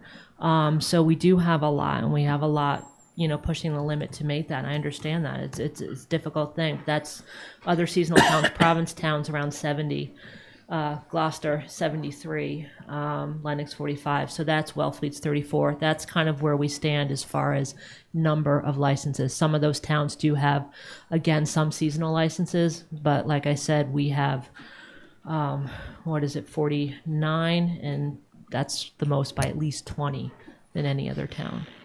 So that's kind of what we're operating on, a very different business model. Manager, can I throw something out there? Does it make sense, or is it not to just say, all right, everybody is $3,500, or it's the same whether it's seasonal or annual, all the same, just kind of what Mr. Silva was saying, and then there's closure fees. Possibly. Is that easier than trying to keep track of taking seasonal and splitting it up and right? There's a lot of places where it's just basically, and I think the Vineyard's similar, where it's on premise all alcohol or wine and malt, and off premise, and it's just basically that category. And again, anything we do here, I would run through legal one last time to make sure, but that's something to discuss. It's certainly done in a lot of places, and we'd have to discuss a couple more details on that, but it's a possibility, I suppose. I would have other folks comment on that as far as a business model, but I've seen it done in seasonal towns. Oh. Hi, my name's Liam. I'm from the Nautilus and the Gaslight. Specific to what you just brought up, and just to comment on this schedule in general, just because it is public comment. just kind of starting from the top, I have 2 on-premise annual licenses, and this fee increase, I personally wouldn't have a problem with it, but it is a lot greater for the seasonal. So I think that the annual is reasonable. I think the seasonal, just to spitball here, is kind of, it's a big jump. And has anyone considered raising the initial fee? $1,000 when you're first opening up a business is kind of, on Nantucket, in the grand scheme of things, it's not that much money. You could raise more revenue by having a higher fee initially and then keep the annuals slightly lower. I mean, $1,000 is, I mean, you can't get much done for less than $2,000 out here. So if it was 2,000, I don't think that would break anyone's bank going into business. Although it is a hard time initially to start up a business, I think you could raise some revenue, off of that. My other point would be the $500 for the 30 to 45 day closure, because that specifically applies to me. I'd rather just go down and pay the $500 and not have to explain that we're getting our floors done, that we're getting painting, that we're doing whatever. I'd rather just go down, pay $500, close for 30 or 45 days and be done with it. And cut the red tape and just pay the fee. I don't have any problem with that.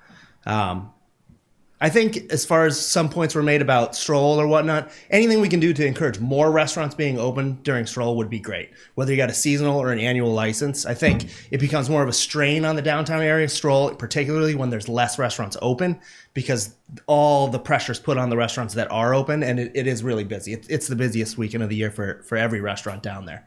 So the more we can have people open during stroll and the more we can encourage that, I think we'd be remiss to kind of penalize somebody for closing in September and then reopening for stroll. I think people should be open for stroll and Columbus and any other days. And I think that's just going to be good for downtown and good for everybody. I think that's what I got. Thank you. Thanks. That's good feedback. Did you consider doing a higher initial fee? And I mean, do we want to talk about whether we should put an overall cap on how many liquor licenses we have? Yeah, to address it, I think we did an initial ask of council about that, and I will certainly forward that comment to you. I think they're hesitant to pick a number. How do you arbitrarily pick a number? Because you would have to set a number and kind of have a reason for that.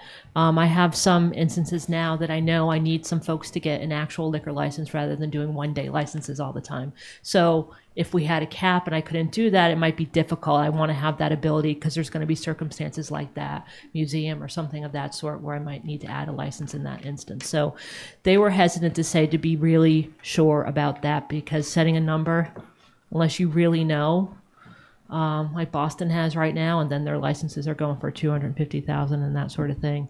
They didn't recommend we go there unless it was something we really knew we needed to do. So this is something in a model that I found in a lot of places where that is a way when they get up there to have that initial fee. And again, I've seen $1,000 to about $1,500, possibly $2,000. I think in 110 I was looking at today for that initial license for that first year, as a way to handle that.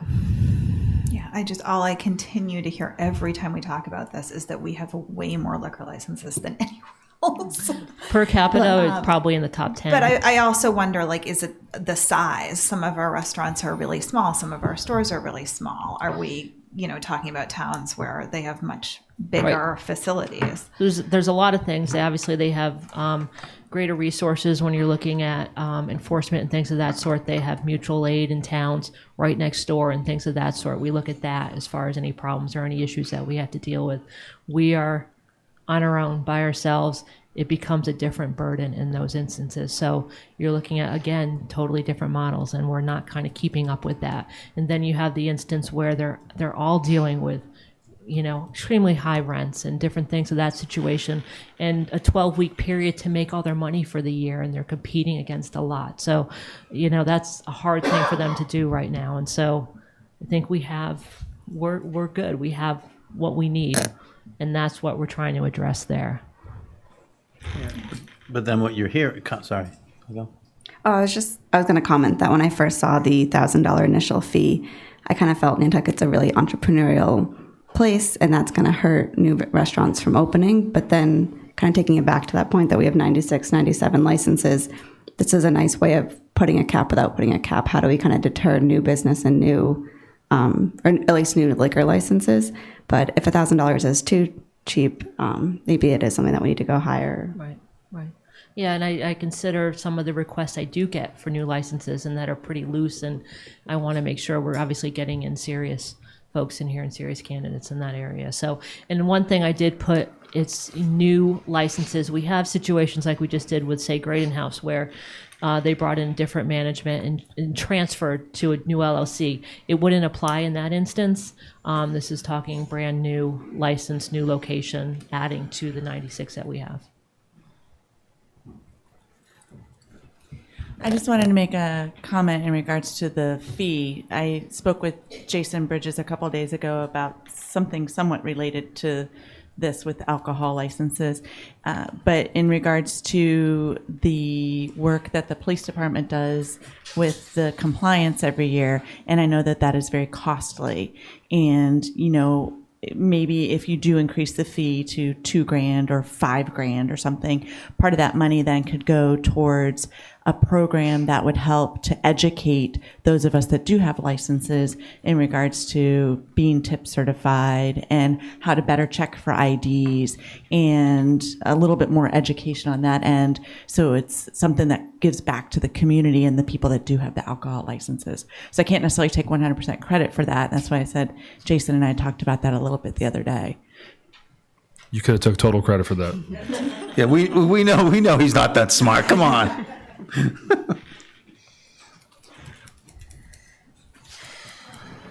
Just a question, Ken Bogran, just a question. Does this licensing apply to sort of one-day licenses for nonprofits when they're holding an event in order to be able to have serve alcohol at the event? No. Okay, thank you. But I'm thinking of not increasing the seasonal quite as much. I think there should still be a disparity, but I don't know if it needs to be quite at the level that we had there. You know, was sort of one thought. Another thought, just general, is, you know, sort of you were mentioning the licenses at Cambridge were $7,000, and you know, we're proposing 47. That's a little more than half.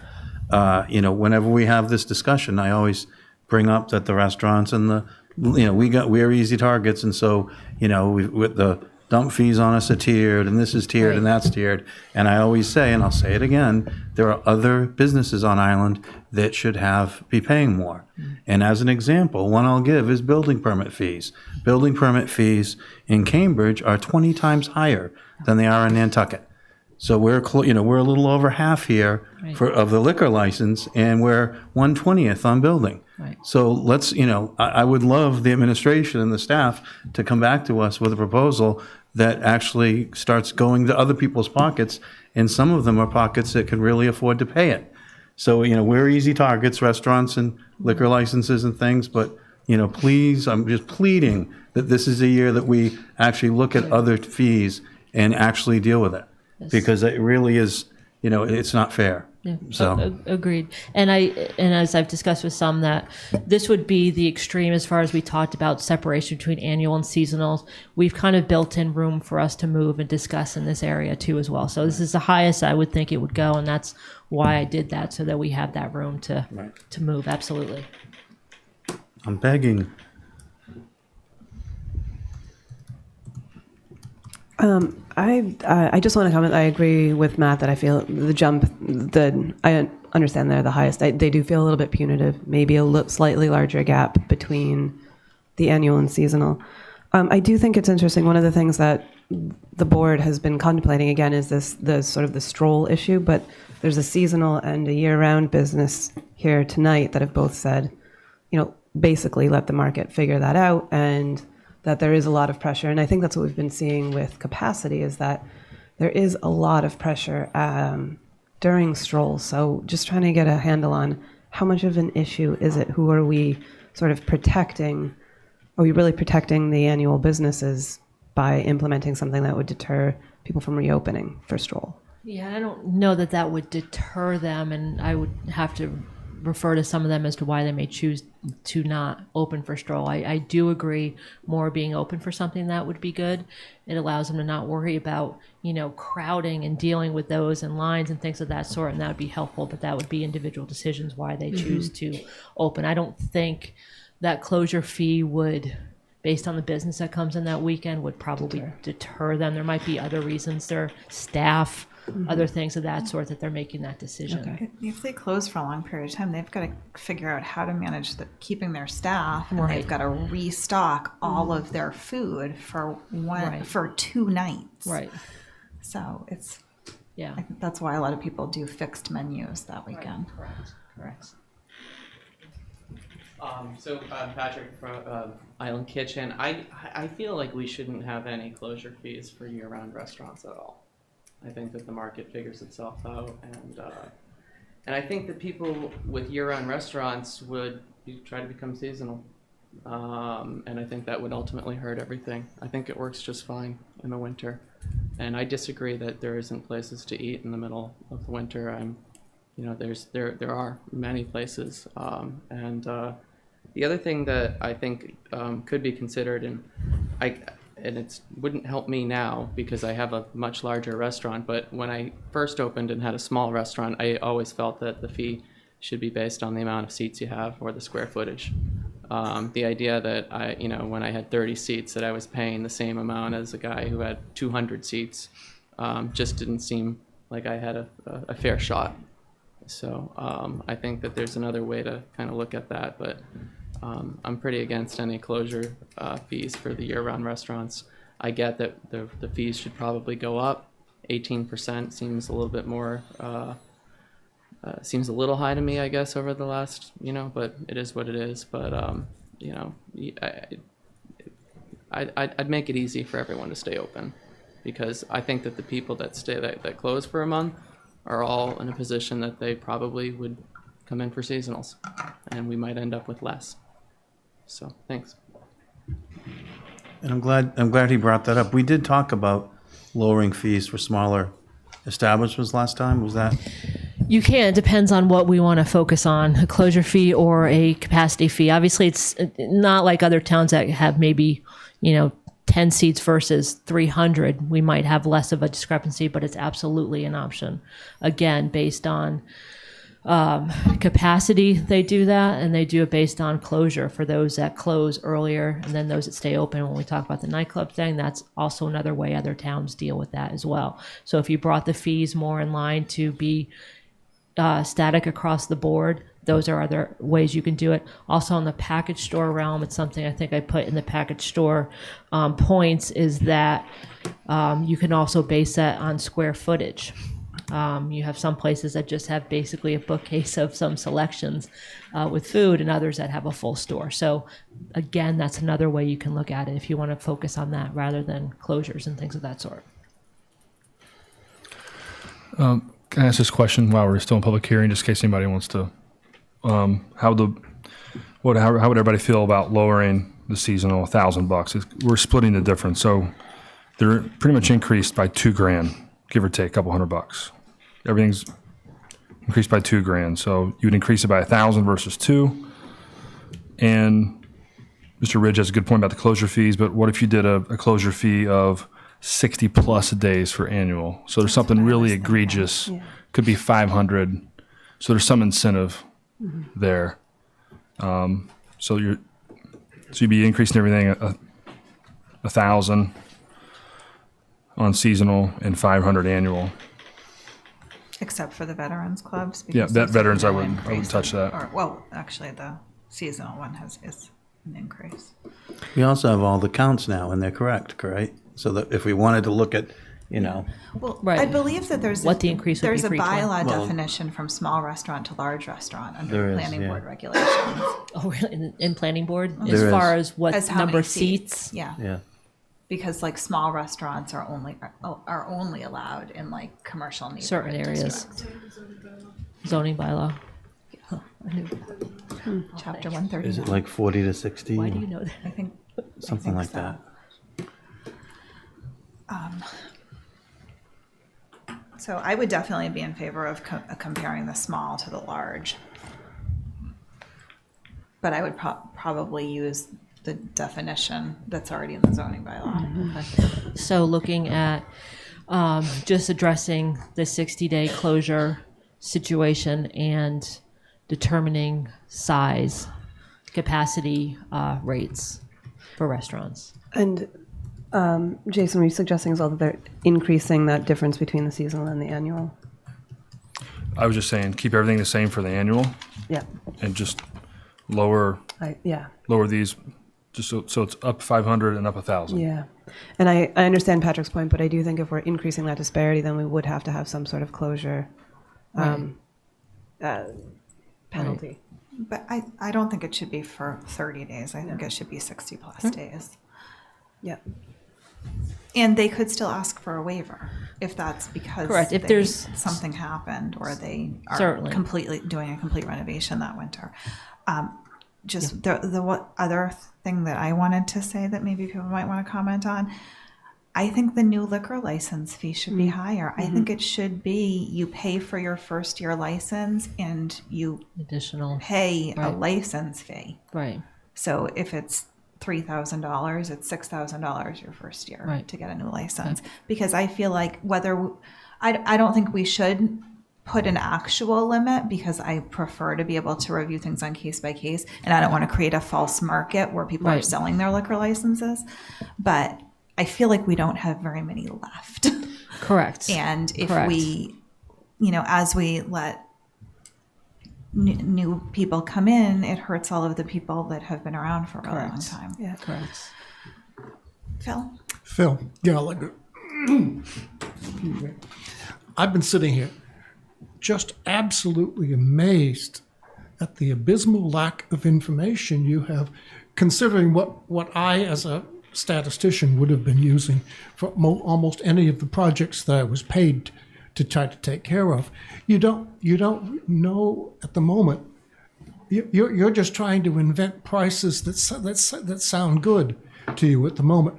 It would be helpful if you had data, say for the taxis and limousines, how many people per vehicle, how many trips per day, all of that kind of data about them. And I was sitting there trying to work up a worksheet that would be feasible for somebody in that kind of business to fill out, and it would have to be maybe one line because you know they've got to drive. They can't be writing down numbers all the time, and they won't do it anyway if it's a task. But you don't really have a lot of information about these 93. I think that was the number that the police told us you had. These 93 institutions. You don't know how much money, they don't know how many people are working for them, you don't know how many clients they have, you don't know how much money they take in each. You really don't have a handle on the underlying information for all of those 93 things. And I would, if somebody's willing to work with me on it, I would be willing to try to help you develop worksheets that are doable. They can't be onerous because people just won't do it. But that are doable and that would give you some information so that next year or the year after that or 5 years from that, you'll have some kind of information that would help you because you're interested in the businesses as well and keeping them going. That would be helping to keep them going, helping you get some money, and having done based on data, rather than you're not taking the data of those firms and drawing conclusions from that data because you don't have it. And I lived by data-based data, whether it was medical or business or whatever. I lived because you would collect the data, you'd organize it. You're not really making hypotheses here. It's just descriptive statistics, but just getting a handle on the real problem rather than just hypothesizing. If somebody wants to talk to me about it, I or any good real statistician could help you. I just wanted to write down that I wrote data down, and I was thinking if we actually had the closures on agenda items and we could kind of collect that data and see how often people are closing and what time of year, and maybe have restrictions or regulations based on that, but we don't know when businesses are closed or open right now. I do have that data going back probably 10 years, so I do have that information and who's closed when and reasons and that sort. So we do have all that backup. So it's just really wanting to know where we all sit on this, having this discussion and see, because we've had this discussion over the past 3 years as this has all come up and the town has grown so quickly, is understanding what are our priorities and what we want to focus on. But I think the point he's making is a good one. If you came to us and said 10 years ago it was this, and now it's this, that's why we're seeing some close. Without 10 years ago there were 10, and now there's 30 for Stroll, and there's 40 that close for this month, and that's why we're seeing this impact. Then it would make it easier. I think maybe compiling some of that would be helpful. So I sort of see what you're talking about, what Christie's talking about.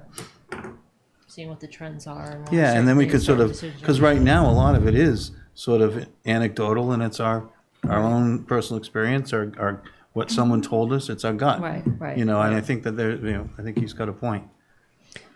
I think it would be interesting to know more about those closures, and I'm guessing you would have used some of that when you were looking at this. Yes. The only thing, I think having the data would be important, but one of the things we've been discussing is keeping this board's agenda more policy-based, and so I would hesitate. I feel like that would be getting into the weeds a bit if the closures were then coming to us, even as consent items, but I do think having the information would be helpful. But the recommendation should say, here's why we're recommending X. We've looked, 10 years ago it was this way, now it's this way, we're recommending this because of this. Right. That kind of data-driven decision would be a good thing. It seems like we might maybe feel that we don't have enough information tonight, and I'm wondering, and then there's a couple other things that came up. Is this something that we continue the public hearing, or is that an option, or how does it work if we're not ready to make final decisions? I believe it's continued, correct? Yeah, we could continue. We can continue it to a date certain. Yeah. We were trying to institute some kind of a change before the annual licensing comes up. Before the end of the year, before you renew things in Which is December. usually in December. Third week in December.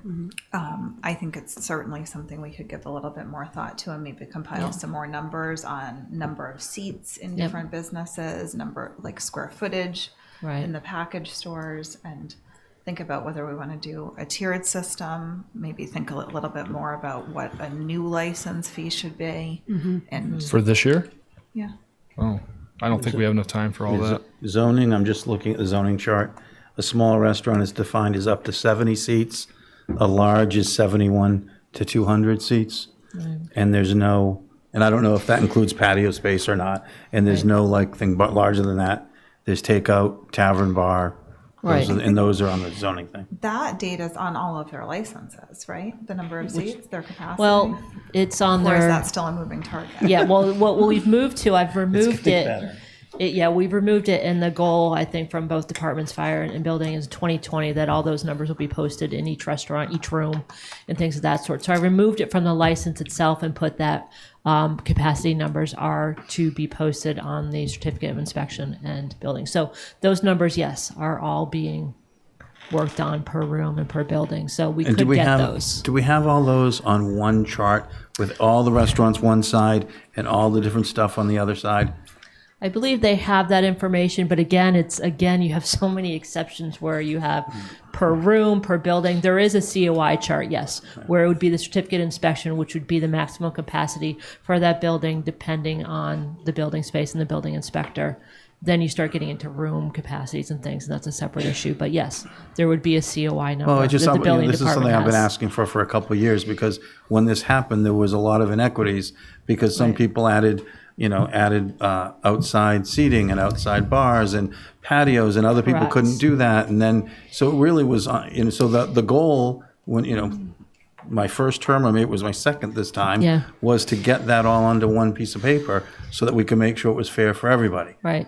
So I That, think can I interrupt for just 1 second? That is centralized now in Plus, but I would want you to really think carefully about a fee based on seats, because there's the regular dining seats, and then some places change into something a little different after in the evening, to more of a nightclub kind of a thing. So now there's way more seats. But both for of way those. more people. Oh, I agree. But that might get picked up in a nightclub because then their capacity jumps. They move their tables out and their capacity goes Right. up. So you may, so some of this, if we're all in one chart, Yeah, you could look and see who's what and you could actually do it, I think. I just think it's going to get confusing with people, seats.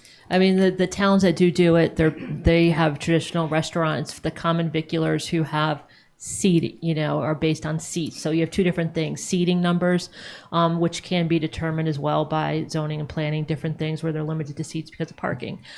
So the building number is going to be different, the capacity, the COI. So that's where that difference is. So the price would be based on number of seats, based on number of people they can serve a meal to.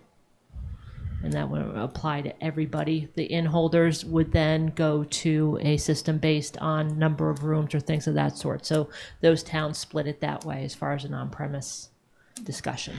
I don't think we'd want to make it too complicated. No, it has to be simple. I But you have to know was where you are to start. Just thinking, the under 70 and the over 70. Correct. Under 70 or so many square feet is X, or, and then maybe over, maybe there's a small, medium, large. I don't know. I mean, we have to look at it. But we're not going to be able to do it sitting here at night. No, it may be similar to our past discussion where we're talking about steps. Obviously, the biggest steps being a fee for those new coming in, administration fees that need to increase in those two things, and then working on what those other things you want to focus on are steps that we need to go to. We can certainly do that. Excuse me. Annie Kamara, Annie's Whole Foods. It does seem reasonable that if we haven't had any fees raised for as long as we haven't, that it be done. But just a crazy notion, rather than all of this, perhaps the raise or the rise in fees could be established or determined simply by the amount of administration change rather than who's doing what and how many seats they have. What is the cost to you all, the town, for managing all these entities, and just the cost of doing it without having all these strata? Just a thought. I have a motion when the public hearing closes. Are we closing the public hearing or are we continuing it? I'm in favor of adding 500 to annual, 1,000 to seasonal, and then somebody maybe wants to do something with the closure, and then coming back this next season. I think everything everybody's saying is good, but it's going to take a lot of time. It's going to take longer than we think, and so I think we increase the fees is what we're here for. I think 500 to 1,000 are reasonable, and we either do nothing with the closure fees or we do something for a really extended for annual, and then your suggestion of making it 2 or 3 for a new license. That's kind of that would be some type of motion. Yeah. If we didn't. I think I would be okay with that for this year in the interest of moving forward. And it sounds like there's still some work being done on capacity issues. And I think maybe we shouldn't muddy that until that's all very clear. Does that make sense? Yeah. And Madam Chair, I'd also like to try to bring in some of the restaurants and to get their take on it from seasonal and annual. We're doing that now, but we didn't do it before this night. I think that'll help too. Get into small, large seats if we want to go down that road. Yeah. I mean, there may be people with extensive patio seating that has to be closed a number of days, whether it's raining or and those kind of things. So there just might be a lot of different variables. So to clarify, you are in favor at this point of sort of simply increasing the fees and then instituting the 60-day closure penalty. Yes. I mean, I could start somewhere and somebody could do a friendly over 60. And then a new license. And the new license fee. Mm-hmm. My one question about the new license is whether that's somewhere to have, again, maybe it's overcomplicating, but have a difference between annual and seasonal there, or if it's just one application fee for any new business, annual or otherwise. I think that's a good question. And another one would be, where does this fall in line with anything in our strategic plan for quality of life? This is we're kind of playing economic. What's your definition? More liquor is good or more liquor is bad?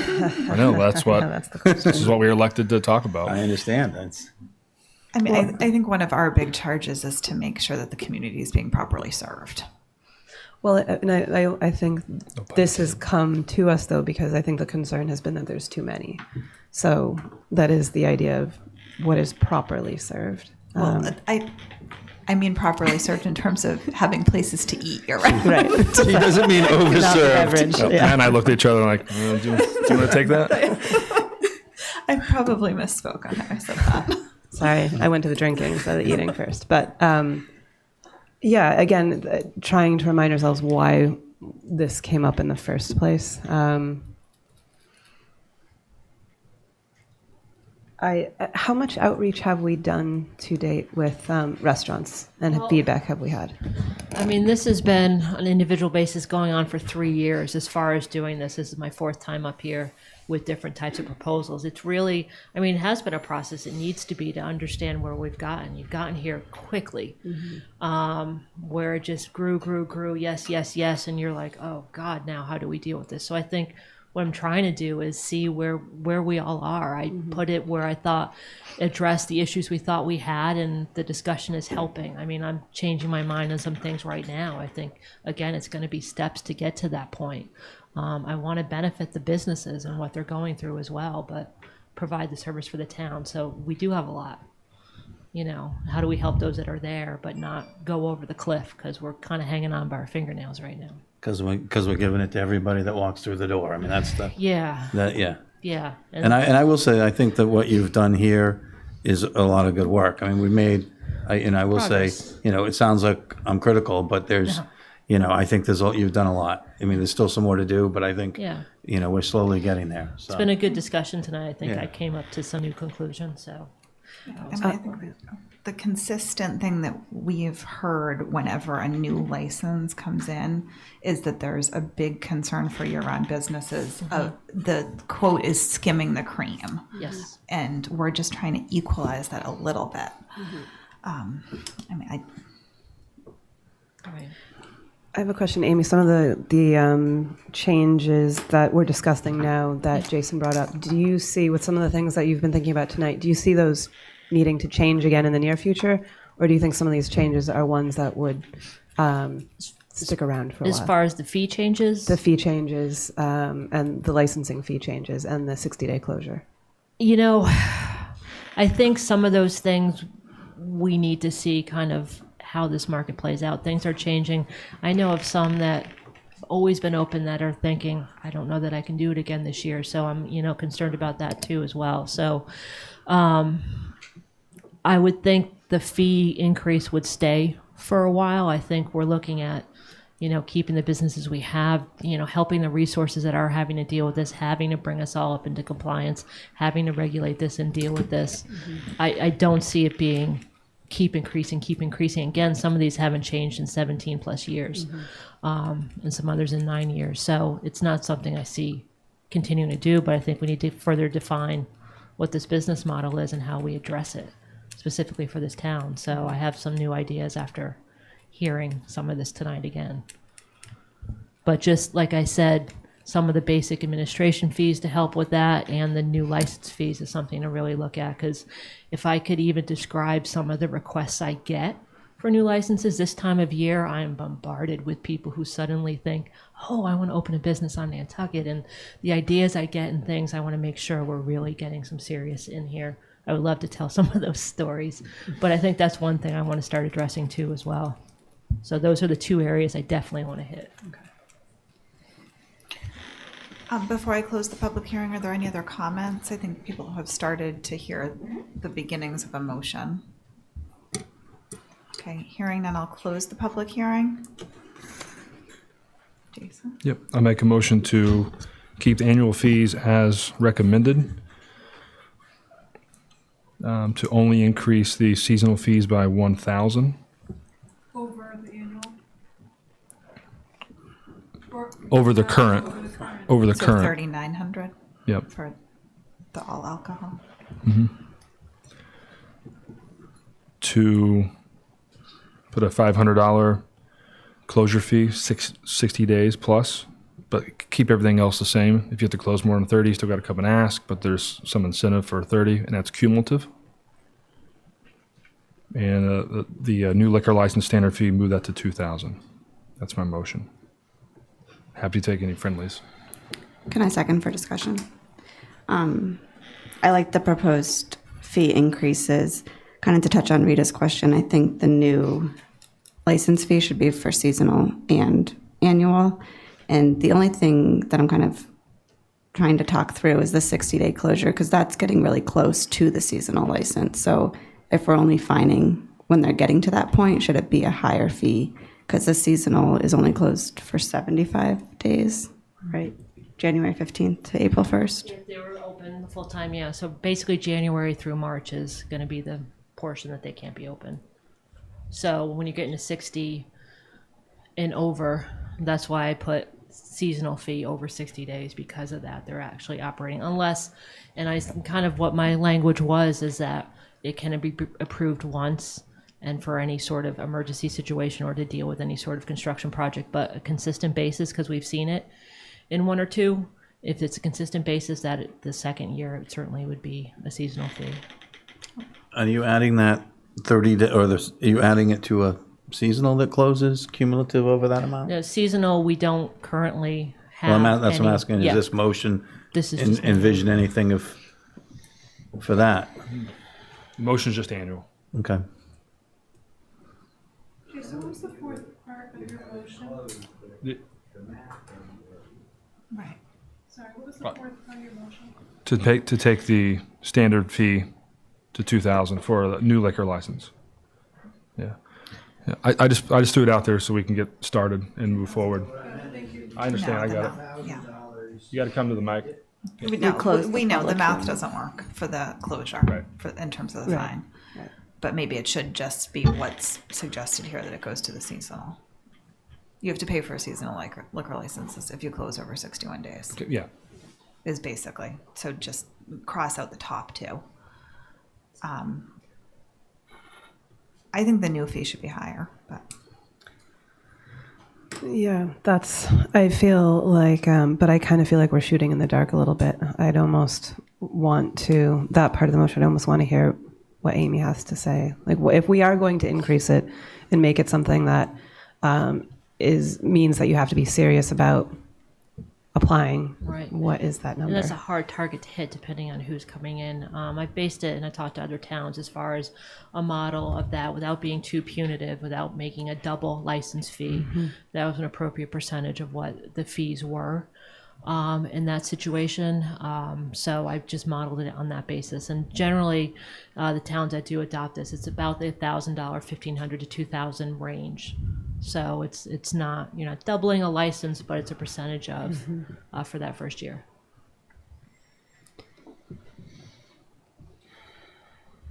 Just going back to the fee, was yours for 60 plus day would be a $500 fee or a $1,000 fee? I think I said 500, but yeah, I really just threw it out there just to get us started. Because the seasonal fee would be 3,900. It would Right, be you're- pretty close to the You're seasonal almost, fee. yeah. So that incentive might not work.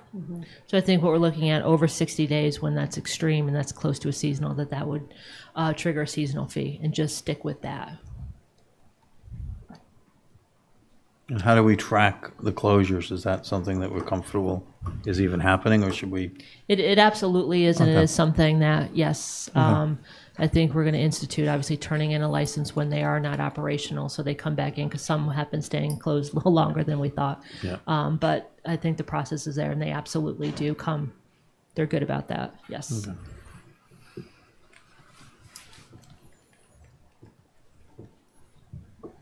Don, would you want to go to 2,500 for a new license? I think it should be double, but that's, Double mean where? like, if it's 3,250, it's 6,500 for a new license. I mean, you're doing renovations. I mean, that's pretty much like talking to the people who are going to do the renovations for you.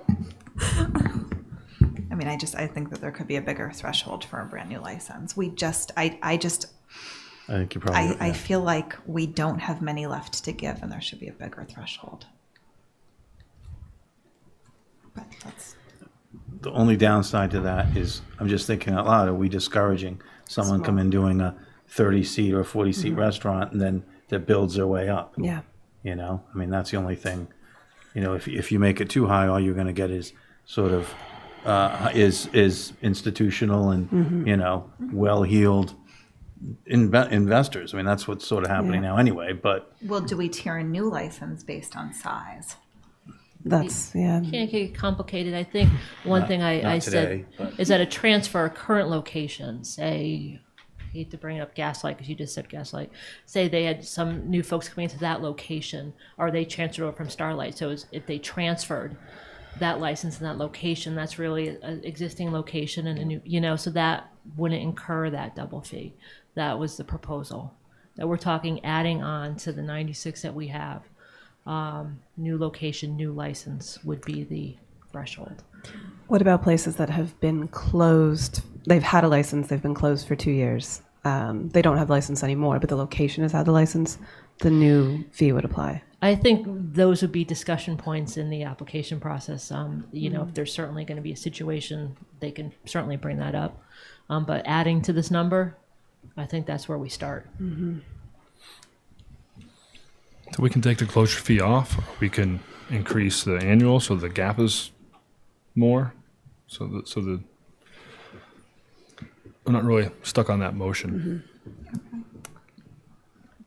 Yeah, I think as we increase that number I mean, I think there's some case maybe the 2,000, but I tend to think the way you're thinking, Matt, is if we are increasing that number, and I'm not averse to that, that doubling, but I do think it should be tied to the size of the business so that we're not really just encouraging big businesses.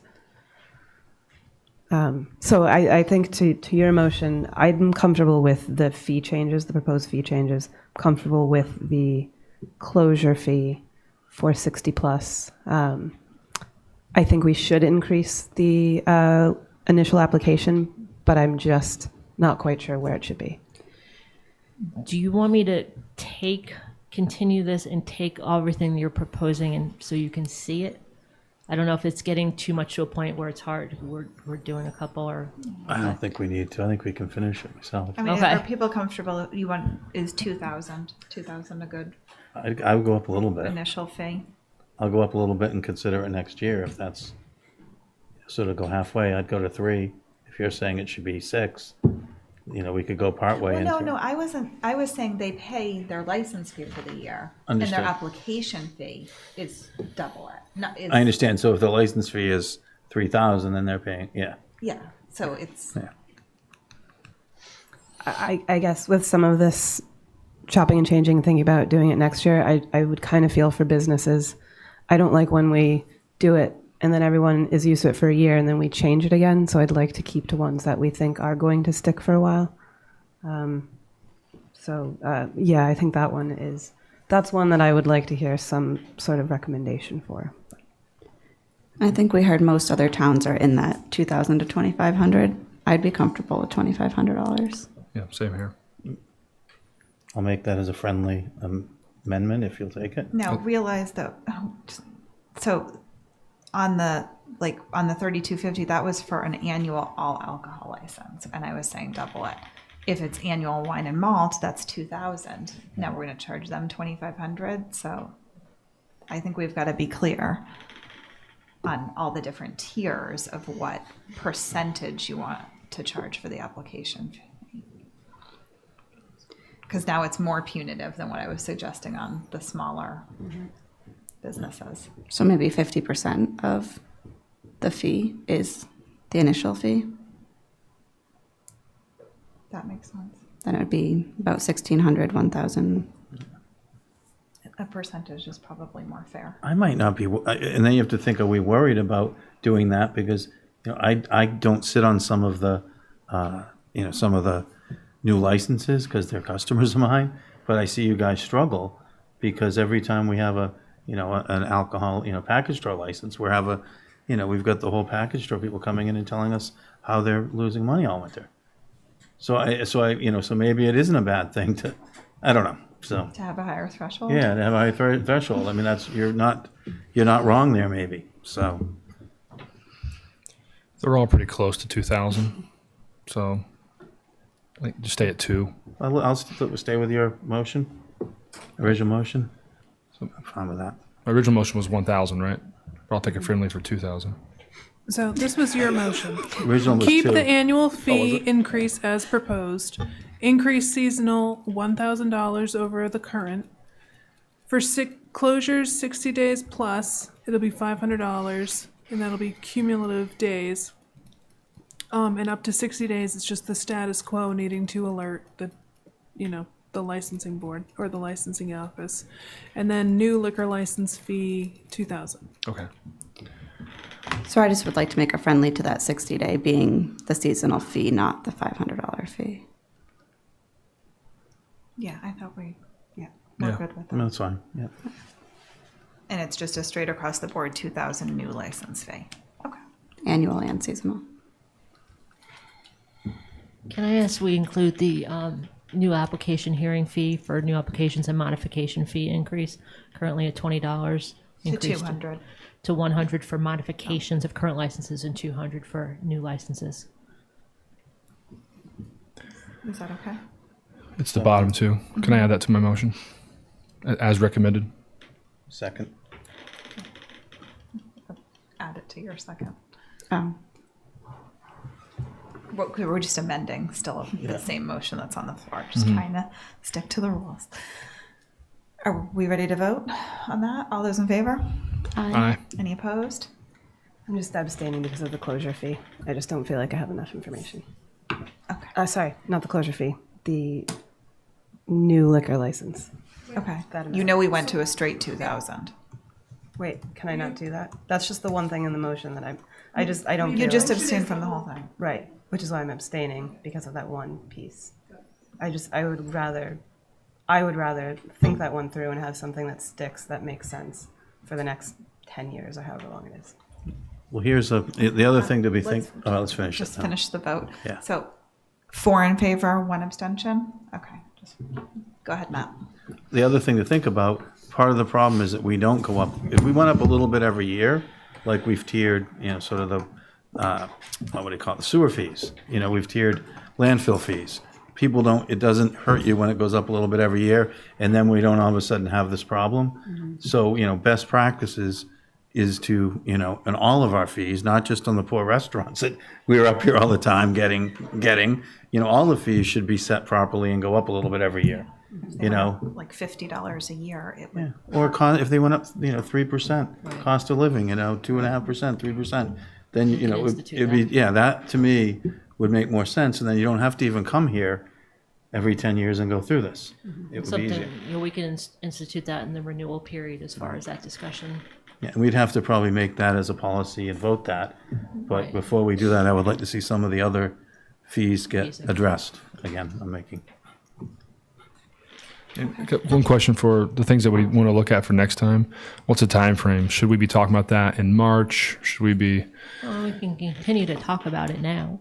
As far as looking at some of that data or what exactly? Yeah, I think there's a discussion. I was trying to think of a motion while you guys were talking about that, about different seat sizes and. Right.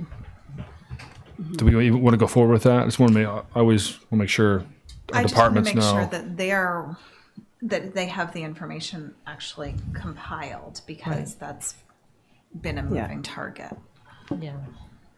I'll double check on that. I know we have obviously COI lists and maximum capacity, but as far as details on seats and that sort of thing, I'll follow up on that for sure. Seats and square feet and zoning decisions, it should all have a separate column, and then you could look across. Right. And you can learn what's missing and added, or, it's sort of. They do have a working spreadsheet on that, but as far as distinguishing those two numbers, I'll follow up on that. And I certainly can forward you the closing data too as well that we talked about. Thanks, Amy. Okay, thank you. Thank you. I'm just going to take a quick break. If you could carry on. Yep. So we'll move on to the town manager's report, and we have oh no, we don't have the sewer rate study. We have the select board strategic. Sorry, that's getting continued to next week? Sewer, next week. Sewer is next week. So we'll move on to discussion of the transportation goal number 1, paid parking. Bathroom. All right, should we take a quick break? Yeah. Okay, quick break. Thanks. No, I just need to stand. It's a gigantic water bottle.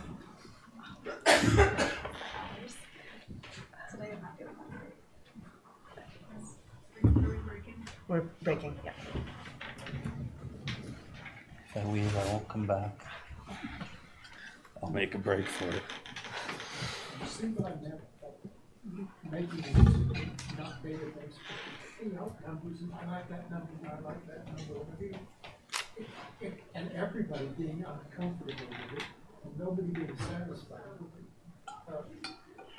But you can't get that kind of data in 2 or 3 weeks or 2 or 3 months. It's going to take you 2 or 3 years.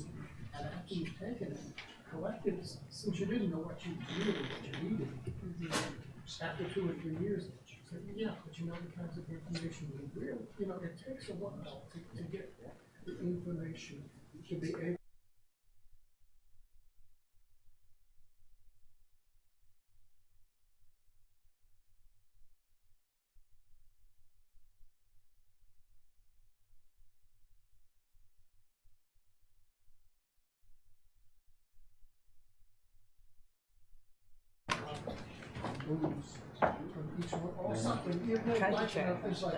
Oh, Jason needed a break too. Okay.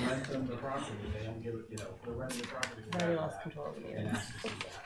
But if it's a private business, they don't give it. Saying you're not going to get someone at Ford to give you their number of tours, because they don't want someone else to know they get 100 tours. And so it's sort of some of that we would get. Yeah, that's why I was trying to work on trying to.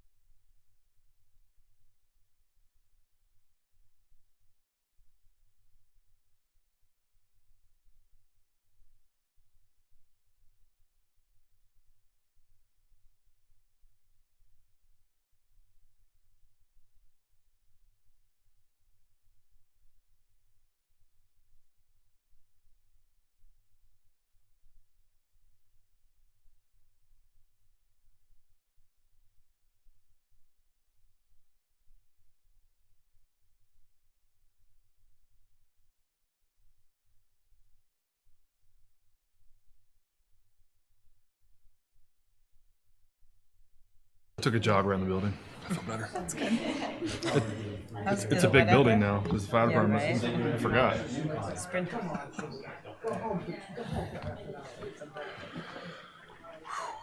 Okay, are we ready to resume? Yeah. Under town manager's report. Okay, so the board, as you obviously know, has a strategic plan, and of the various focus areas in the plan, one is transportation, and there was a specific goal under in the plan, which I can read it. Is if I can find it. Launch a downtown parking management system based on demand management principles that achieves or is measured by 85% occupancy of public parking spaces. So we've had a lot of internal discussion about this, and we've done a visit and met with our counterparts in Barnstable who have a somewhat similar situation. And we've consulted with some other towns. Bar Harbor, Maine is one of them, who also has something somewhat similar. And we've prepared a report. As you know, we gave you an update about this in August, and we have an updated report following a more recent visit to Barnstable. And we've come up with a phased approach, which is listed in your agenda packet, as well as some decision points that we need from the board. And we can take you through those. I don't know if you want to ask us any questions about the report to begin with. With respect to the Parking Commission, which came up earlier, what we're learning in our research is that is most typically a city commission. In a city with a very large parking area, you would typically have a parking commission. Comparatively, we have a very small parking area that will be paid parking. We're not saying don't ever do it, but we're saying that why don't we see how this goes first and determine if that is something that we need, because it's another bureaucratic layer of administration that would have to be addressed. So I don't know, maybe if Bill or Greg or Janet even wants to take us through this, because I've been trying to guide this, but they've really been doing all the work, and they've done a real lot of research on this. The parking manager in Barnstable was very knowledgeable, and she really educated us about the details of a paid parking system. Yes, thank you, Olivia. I do have to thank Liz Hartsgrove was her name. She's the director of parking there at Barnstable County. She really got us steered in the right direction, I think, in trying to figure this out. And this is, without a doubt, probably one of the most complicated things I've ever had to try to work on sorting out.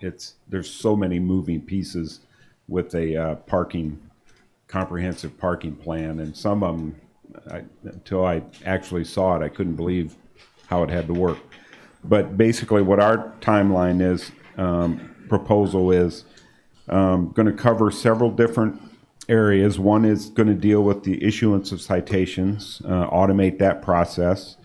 It'll deal with the collection for the fines of those citations. It'll deal with making the reports to the Registry of Motor Vehicles for delinquent tickets, collections, that kind of thing. It'll deal with e-permitting, which will help us better manage the parking allocation around the town, because it can be done in different ways. It can be done by permit. It can be done by class. It can be done by a lot of different schemes that come up. We'll deal with some parking. There'll be a paid parking component that'll deal with primarily. Our recommendation is to do a pay-by-phone application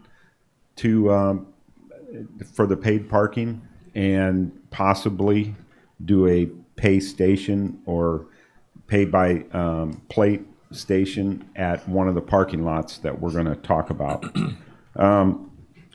So there's really a 3-year phase-in plan, and our goal for this year, which would be for May of 2020, is to implement a paid parking via the pay-by-phone / pay-by-license plate application. And this would only be in the core district, what's currently the core district, with a little slight extension down towards the flagpole and Commercial Street.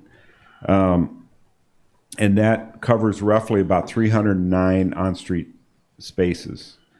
And we would do enforcement there with handheld LPR readers that would do the chalking and the ticketing in that core district. We would then also start the conversion towards e-permitting, which, because we're already selling permits for next year, there have to be a transition period of about a year before we can get in that. What that makes a difference is, for instance, with e-permitting, we can create some special parking districts literally with a few keystrokes of a computer, and we can restrict parking in certain areas. We can encourage parking in certain areas. We can provide different rates for parking in certain areas based on the permitting system. And so that process will start next year, but it won't be totally implemented because we have to do a changeover from the old bumper sticker type permitting system to a more electronic permitting. We believe with the schedule that we're proposing, we can accomplish the enforcement part of this with existing community service officers and staff without having to add staff. Except if you want to go later in the evening, then we'll need some additional, probably 3 additional CSOs to cover the parking enforcement in the evening hours. We've created, or we will create, a quite robust public outreach program to educate visitors about our parking program. And one of the things we learned in talking to other communities is there is benefit to familiarity. Don't reinvent the wheel. You know, if you're going to use pay stations, use them the same way they use them in Barnstable, or the same way they use them up in Boston or something like that. We don't need to reinvent the wheel on any of this stuff. But in year 2, we'll expand the paid parking area to include what's currently the residential parking district, and possibly by then we'd be able to expand in some other areas that have been talking about wanting to be residential or special permit parking areas. We would expand this, but here we're going to need some different equipment for the enforcement, because it would be virtually impossible for somebody to go through that whole residential parking area in a timely manner, scanning and inputting the information they need for data collection into those handheld scanners. We would acquire a couple of vehicles with mobile mounted license plate reading equipment that would be able to cruise the core district, the residential parking district, and do the enforcement.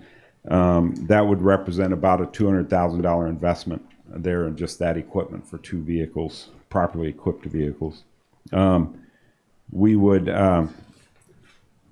in year 2, we would start to, now we would be looking at, we're getting into a much more complex operation here, because now we're going to have data collected about usage. We're going to start making decisions based on this data. It's going to take somebody to figure this data out, and we're going to request in our FY21 budget a parking coordinator be hired to assume the management or the responsibility for this hands-on. Not to mention, if you decide to go with pay stations, there's a certain amount of maintenance and ongoing work that has to be done with pay stations that nobody, quite frankly, we don't have anybody right now to do that. Also, we look at, depending on the success of the program and the hours, if there was a desire to expand the time, we'd look at it, maybe going to some full-time parking enforcement staff rather than just rely on the seasonal at that point. And we'll continue our public outreach. That'll be a continuation throughout the duration of the program. Then by year 3, I think this is where we would really see some benefits to the e-permitting. We'd be able to start looking at, for instance, Brant Point, that's got a problem with parking. People park there and go to the boat because it's free parking. We would be able to expand into some type of district permitting system there very easily, if that's what the board chose to do. But I think year 3 is when we'd really start looking at those. We'd also be able to look at, for instance, our residential parking district. Right now, if somebody lives on Dover Street and they qualify for a residential parking permit, they can park on Broad Street and be within the district. We may want to look at making it into more neighborhood specific. So your permit lets you park in your neighborhood, but not somebody else's neighborhood, that kind of thing. So those are decisions that can be made once we have somebody that can actually look at the data and the usage and crunch those numbers. There are some select board decisions that are needed in order to get started. Dealing with the parking rates, the hours of enforcement, the paid parking hours, the pay by phone app versus the pay station kiosks, parking permit management, and parking lot management. So regarding the paid parking rates, we need to have a decision before obviously we can implement this. It doesn't matter as far as getting the equipment, getting the program started. So it's not like you have to make a decision today, but before we can actually implement it, and our scheduled implementation time is May 15th of 2020, we would need to know what rates you want to set. We did some rough calculations because a lot of it's just guesses. We had an unfair advantage head start in that we had the Nelson Nygaard report that kind of gave us some clues as to what we would be looking at to see if we're that far out. But basically what we're looking at is two time frames for paid parking. One is called the high season, which is May 15th through September 30th. And what you would do is you generally would pay a full rate charge for that, for parking in the district. And right now we're just talking about the core district during that period of time. And then there'd be a shoulder season, which would be October 1st through December 31st, in which you could charge some moderate a change to that rate. We're suggesting at our work group that perhaps we look at a quarter rate, something like that. For the shoulder season. And you could even, once this program matures to year 2, when we're expanding in the residential parking district, you can even create maybe free parking in parts of the residential parking district. Maybe you could create, let's say, once this parking coordinator is in place and they start realizing that, you know what, at from 11 o'clock to noon downtown, you can find all kinds of parking spaces. Maybe that's a free time. So you encourage people to come downtown, go to lunch at local businesses, things like that. We can make those on-the-fly decisions with these different rate structures. Just as an example, Nelson Nygaard, they were suggesting a progressive rate.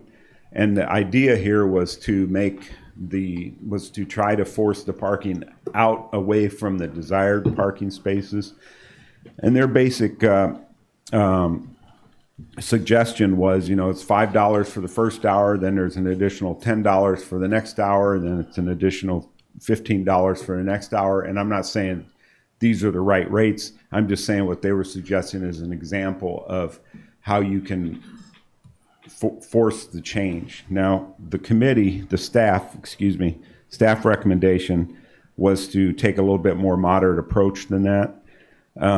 What we were suggesting is in the core district that we look at a rate of $3 per hour, but the first hour being free with a maximum of 4 hours. So in other words, if you came downtown for 4 hours, you'd pay $9, and then you'd have to move out of the downtown area, out of the core district. And then you obviously could come back again after that, and you'd have to log in again to your app, and you'd have to pay again. You'd get another free hour, but then you'd start paying. And then the quarter rate would be something to the effect of like 75 cents an hour. So after 4 hours, you're essentially paying 2 1/4. When we expand into the residential parking district, here's where you can start to set a lower rate to encourage parking further out of the core.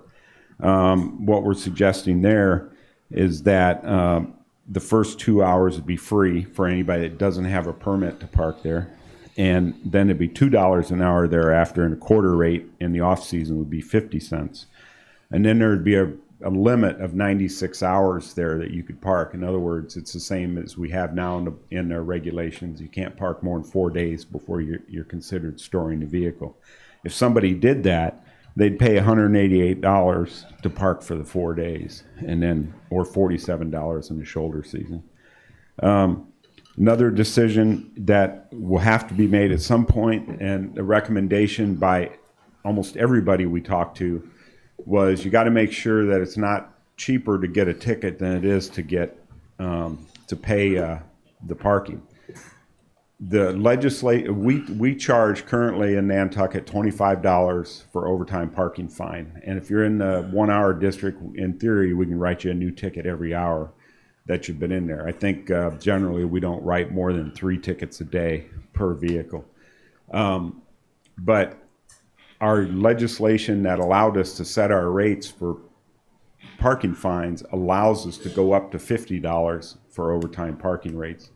Our recommendation would be that you consider going up to that $50 fine for overtime parking.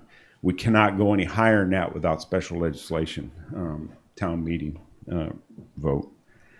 Our enforcement hours in the summer, we're suggesting that 8 a.m. to 11 p.m. would be effective. It would get you turnover, get you people can park for 4 hours. It's ample time to go eat dinner, eat lunch, go to a movie, do other things that you would do. In the shoulder season, it would be cut down to 8 to 5. And then after that, it would be open parking. The winter season, we're not suggesting there should be any time parking, and that'd be January 1st to May 14th. One of the other decisions that needs to be made before we can really, it's probably the number one thing, is our recommendation is let's just go with a pay-by-phone app where somebody actually enters their license. It's called pay-by-license or pay-by-phone. They enter their license number into the app and they pay for whatever period of parking they want to be there. And there's a lot of features to that. One is these apps will, let's say you pay for 2 hours, but you go downtown, you're shopping, you forget, the app will remind you, hey, your parking's up in 10 minutes. You can buy another hour, you can buy another 2 hours, whatever you want to do. The app gives you that capability, but it also, once you sign in, you get your first hour free, and then after that hour, you got to start paying for 3 additional hours beyond that first hour. The other option's a kiosk-style pay stations, which I talked to 2 towns at lengths about this, Barnstable mostly. Their recommendation is stay away from them. They're a problem. They're high maintenance. They're kind of ugly. I think I got a picture of one of them in the packet. They said, unfortunately, more people, it's 80 to 1 in terms of the number. If it's there, people use it rather than the app. But they said when it's not there, they use the app. So what we're suggesting is to stay away from the pay stations. The cost for them is about $15,000 to acquire them and install them. And then the annual costs are $50 a month for the station, for the equipment, something like that. But what's the unknown is, like what happened to Barnstable is they came out this year and said, hey, there's a software update you need to do. It's $7,000 a unit. And that was an unknown expense that they incurred. You got to have them about every 100 yards if it's going to be effective. And, we talked at first about putting one on the north side of town, one on the south side of town, one in the middle of town. And they said, if you're going to do that, just set up like a computer terminal somewhere that they can do the same thing without having a pay station, which we could do that. So Bar Harbor, on the other hand, they use pay stations. They have 24 of them installed in their downtown area where they're doing most of their parking enforcement. They like them, but again, they're installed about every 100 yards down the road in the wide open. So 24 of them is quite. Their parking area is roughly about the same size as ours. It incorporates like 400 and some spaces. So I think we would probably, if we wanted to go with pay stations, wanted to do it so it would be effective, we'd be looking at that kind of money probably in installation. If we want to try a pay station, we're going to suggest that one of the things is on the parking lots. Our recommendation is to implement a paid parking in the 2FG parking lot out here. We'd make some improvements to the lot that would allow us a little better control of it. But we could install one of these solar-powered pay stations there that would allow us to charge for people to park overnight in this 2FG lot. Our recommendation is to just charge commercial vehicles a $5 per night fee, so they can park there all day for nothing. But if they're there at 2 a.m. in the morning, they owe us $5, that kind of thing. Probably that we could do the same thing with just the app. We wouldn't need the pay station, but if we wanted to try one, see how it worked, we could pay the $15,000 in the ongoing fees and give it a try in the parking lot.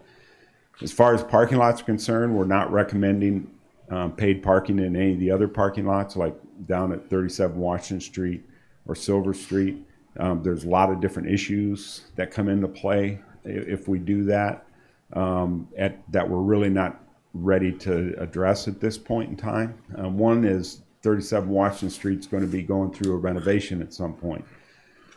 There's some technologies that might be attractive when we do that renovation, such as space sensors that might allow us to, through the app, the paid parking app, might allow us to make available to motorists that are heading to town real-time notice that there's parking available there. And we'd want to encourage people to use that rather than go downtown further to get things. So we're thinking at this point, let's just deal with the commercial vehicles.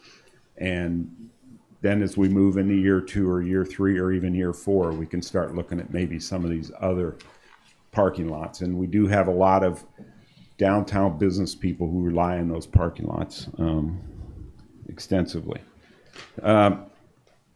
Parking permit management, there's really no decision needs to be made there for implementation, but it is, to say it is an integral part of the whole program, it's what makes it work.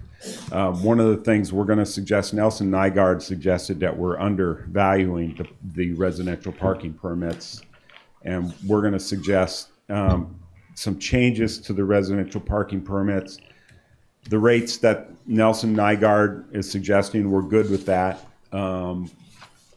But what will necessitate us to make some changes to the current process is with the e-permitting, once we qualify a residence, and that's what we'll do starting this year, we'll get a residence, we'll get them qualified, we'll get them signed up in the system. Next year, all they got to do is get in the computer themselves, log in, pay their fee, and their car is automatically electronically tagged as having that permit. No more stickers for the bumpers, that kind of thing. And so we want to make it as simple a process as we can for a resident to get in and get their permit on here. Speaking of e-permitting, if you wanted to offer, let's say, if you were a registered voter in Nantucket and you had a vehicle that was registered in Nantucket, you wanted to offer them a 50% discount on parking, you could do that with the e-permitting system. And it would just be an automatic thing when the officers are scanning the car. It would show they're qualified to be there. Or let's say you want to give them free parking, or let's say you want to allow them to park in certain lots but not other lots, that kind of thing. There's so many things you can do with the e-permitting that make the system of managing it and directing cars to a certain area very effective. Parking lot management, I mentioned that about our recommendations do 2FG and not the other ones at this point. And that's pretty much it. Other than I just want to comment on the estimated revenues, that calculating this, if you looked on page 9, the revenue from paid parking for the high season, what I basically did is took the 309 spaces, approximate spaces that we have, assuming that we achieved our 85% occupancy goal and 15% vacant. That means there's 262 spaces, and let's assume the rate was $3 an hour, and let's assume of those 262 spaces, 80% of them, or they were occupied 80% of the time, we would realize about $1.3 million in revenue from that. They could very well be occupied 100% of the time, but I'm talking about over all the days of the season and everything else. So I think this is a very conservative estimate on what it would be. And then I just stepped it down, assuming, let's say we had a absolute beautiful season with no rain, bright sunshiny every day. Nobody came to town. Everybody went to the beaches. So we only realized a 40% occupancy rate of our 262 spaces. The revenue could be as low as $660. Now I can say that Bar Harbor, in their first year, which was this year that they've been operational with the paid parking system, for July and August, they had a revenue of $770,000 that they realized. So I think probably we'll see some higher amounts there. And then the 2FG parking lot, assuming 100 spaces, $5 a night. It's mostly commercial vehicles over there, but if we cut the commercial vehicles out, it'd be a little bit or the private vehicles would be a little bit less. But we could realize, 150 to 73,000 in revenue just from that lot alone. And let's see, I think that's pretty much it. And if you have any questions. I have a bunch, but on this last one, your estimated revenues, that doesn't include any of the overtime fees where we're actually writing tickets for somebody who's over 4 hours or somebody who parks and doesn't. What I did, and the bottom line, total estimated gross revenue on page 10. One thing that both communities, actually I had 3 communities tell me this, one thing that doesn't happen is if you wrote 12,000 tickets before you started paid parking, you're going to write 12,000 tickets after you have paid parking. You're not going to reduce the number of tickets you're going to write because you're just going to write them for, other things or for people that are expired or people who go there and think they're going to try to get an extra, 2 hours free or something like that. The system's pretty efficient. It, especially when you get into the mobile vehicle, it drives down the street, catches somebody who hasn't paid, it spits a ticket out, put it on the car, and you're gone. Right now, our tickets, we get about a 60 or 70%, actually probably about a 50% return on our investment. We probably have about 50% of them that aren't paid because they're out of state, they're other things, and simply we don't pursue the non-payers. The ones that are Massachusetts registered, we report them to the Massachusetts registry, and they come in at the end of the month and they try to renew their registration. But the out-of-state ones, we don't have the ability to do that. Most companies now, they can work in all 50 states. So if somebody doesn't park here, and if there's some other complicated agreements that are in place between the states, but if those agreements are in place, these companies that have these contracts can actually go after those people in their home states. Barnstable says that they're getting, if you take out of the picture the protests that they grant, the ones who come in and say, hey, I was only there 5 minutes, the guy drove by before I had a chance to get on my phone and pay the parking, and they believe them and they dismiss the ticket. If you take those out of the picture, they said their collections have gone up to almost as high as 96% on their fees. So I would expect a significant increase in our revenues.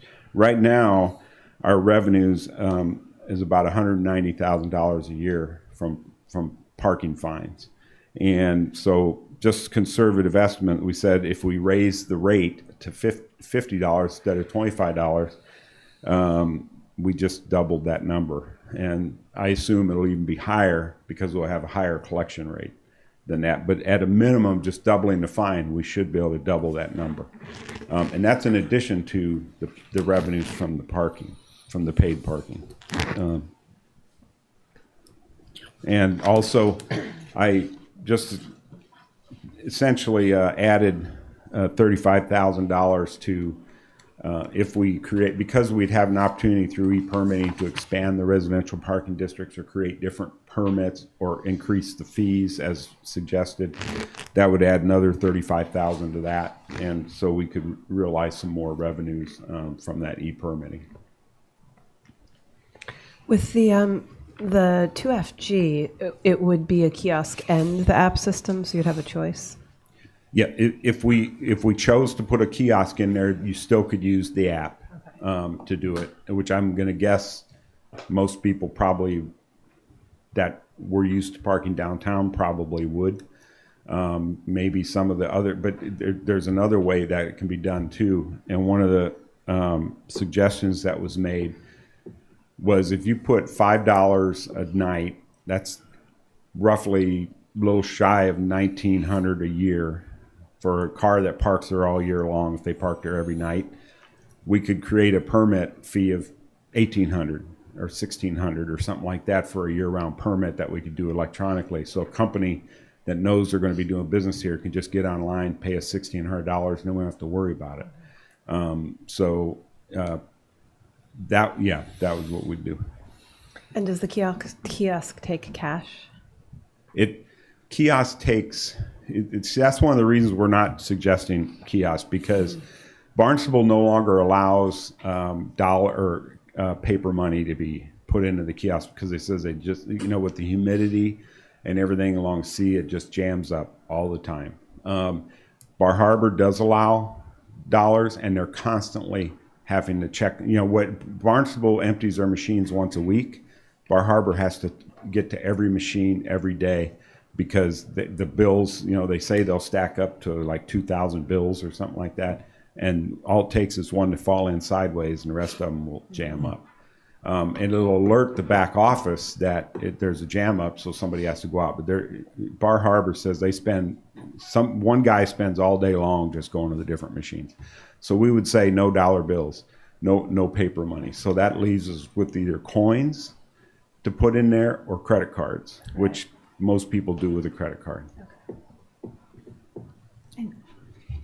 Are these estimates figuring in the credit card processing fee? Yes. Yeah, and one, I'm trying to remember off the top of my head, the credit card processing fee for the machines was almost like 6%, something like that. It was pretty high. For the app, it was more reasonable, 2% convenience fee, something like that. Yeah, so they're adding the credit card, and they're taking their cut on that too. They're taking a cut on that too. That's what they're adding. Yeah, they're going on top of that. That's why they're charging you $50 a month that's basically for the cell service that connects the pay station to your back end. I don't like the idea of coins at all. We don't either. In Barnstable, they have a program where their parking enforcement people actually carry $200 worth of, they're not silver dollars, but the Susan B. Anthony dollars, I think, to make change for people. They will only allow it to take the dollar coins. So they see people standing there looking confused at the machine why their quarter won't fit or take it or something. They go up to them and they're able to make change for them. I'm not going to say we should do that. I don't think we should. I don't really want to have to get 6 seasonal employees trying to account for all that change in one every day. But I think credit cards is a very reasonable thing. Another thing you can do, some people say, well, I don't have a credit card. Okay, you know what? We can implement a Charlie card program kind of deal, or RFID tags or something like that could be implemented into these systems that can work. So if we did that, but there's so many different things that we could do. We can with the e-permitting program, people can buy $50 worth of parking, and it just automatically, when they come down and they log into their thing, it just starts deducting it out of their preloaded account. So you could preload something onto your phone if you wanted to, like, go into the police department and pay cash or something like that. Yes. Yep. Chief, if I park and just get out and I forget, and then CSO comes in and checks out, is that the $50 fee? Is that considered overtime? It would be, well, you'd be paid. Worst case scenario for us, and this happens occasionally, is you park, you get out, you go to your office. If you're in what you should do is before you get out of your car, pay for your parking, because the 1 hour starts the minute you log into your phone. Yeah, let's assume I don't do any of that. You forget to do that. You walk to your office, you're upstairs. Oh, I forgot to do this. Cruiser had driven by during that time, you get a $50 ticket for not having paid to park there. I just wonder what that incentive was. Like $50 is a lot more than $3. Yep. So if you haven't logged in, you don't get that first amnesty hour. No, It's if you haven't have logged to log in. in to get Okay. the amnesty hour. You could remember in your office and be like, oh shoot, log in Yeah. and see if it went through or not. And Barnstable was real honest. They said that happens. You know, they say they'll get, you know, several of their protests where people come in and say, I just got out of the car. I was just walking over to a pay station or to do something and I got a ticket. Now, having watched them do the ticketing, I know it takes more than a few minutes to do it. It's not push a button, a ticket spits out and you've got it. It does take, with the handhelds, there's two things you got to do. One, you got to scan the license. And the other one, you got to scan the tire because what it does is it measures where the valve stem is and then compares it to the next scan when you come by and see if the vehicle moved. So, you know, no chalk to wipe off. You got to find digital a way to spin chalk. your tire. Yeah. So, Wow. So, and it also looks at other things other than that, but the primary thing is the valve stem. And that takes a few minutes. It's not a real quick, somebody's not just walking down the street like our guys are now with chalk doing this. It takes a while. Chief, wasn't there a photo that gets taken too? Yep, every violation has a photo. So goes that's with it. helpful too, because sometimes the people take their own photo. Mhm. And that's one of the beauties of these accurate. systems. If somebody has a protest, they don't have to come in on Wednesday anymore to deal with it. They can actually get online. If they've got a photo, they can upload it. If they've got let's say they got a ticket, but they got a receipt, said they were parked or paid, happens sometimes. Now, Barnstable, it happens more than it would with us because in Barnstable, they use numbered spaces and somebody puts the wrong number in. So it doesn't show, you know, the enforcement guy can't pick that up. He write a ticket and the person will come in and say, I paid. And they'll look at it. But the motorist can just upload that into the computer and then the hearing officer can download that at their desk and make a decision on it now. Almost, you know, fairly real time for them rather than having to put off and have a hearing date and come back to the station and all this. Just a practicality question again. So if you come into town and you either don't have a smartphone or your phone is dead, Yep. and it's 9 p.m. at night, there are going to be options. There are these little pay stations somewhere that there are options. What we would recommend is we probably set up if you look out on the desk out here, there's a kind of a real heavy duty looking little laptop that's out there. It's essentially what that is you can just get on there. You would just punch the app. You'd go in there, put in your information. You'd be putting your credit card into somebody else's computer. That's one way to look at it, but it's secure. But again, that's what you're doing because you'd have to, if you were enrolled already in the program, all you do is log into your app or log into the app and you'd be there. Hope you remember to log out so the next person doesn't get it. But there is a way to do it. And that would be we would rather do that first than install and then figure out that pay stations were a bigger problem than they were worth. You know, that cost didn't include if HDC is going to require them be in some kind of enclosure or in a building or something like that. That changes the whole dynamics of it and the cost that's involved too. So we would like to put a couple of stations, like maybe at the Greenhound, maybe at Visitor Services, certainly at the police substation down there in the summertime, that kind of thing. We also have talked about these greeters that are going to be going around. So you would, I don't know about 9 o'clock at night, but you would be able to most times locate one of them and they could help you also. Yeah, it like the parking officers, the enforcement guys, they literally, people come up to them and say, I can't figure out how to do this, I don't have a phone. They'll have a phone. They can do it with you right there on the thing. They can help you do it. Their goal is going to be to get you to do the right thing rather than sit there and wait for you to walk off and then write a ticket. So, you know, that's part of the effort here. We're actually going to put a big investment into customer service objectives. And this is where I think Barnstable's program really shined. Was they call theirs Park Happy Barnstable or Hyannis. We're going to call ours, you know, Park Happy in Hyannis. No, I mean Park Happy in Park. We're not going to call it anything, but we'd like to call it Park Happy or something. But it's going to be the same principles. Our people be trained how to facilitate people to park rather than punish you for parking, that kind of thing. I was just going to ask, working with businesses, would there be any way for a business to kind of validate a parking where you could get like an extra hour free They could. for shopping at a business? That's what you wanted to do, they could. There's all kinds of things, you know, we could do. We could do employee discount permits. We could do customers that, you know, if a customer comes in or something and they had a transaction, they could probably get online very quickly into the system and, you know, put their code in, and maybe it would give the customer a break or something. There's so many different things we could do with that.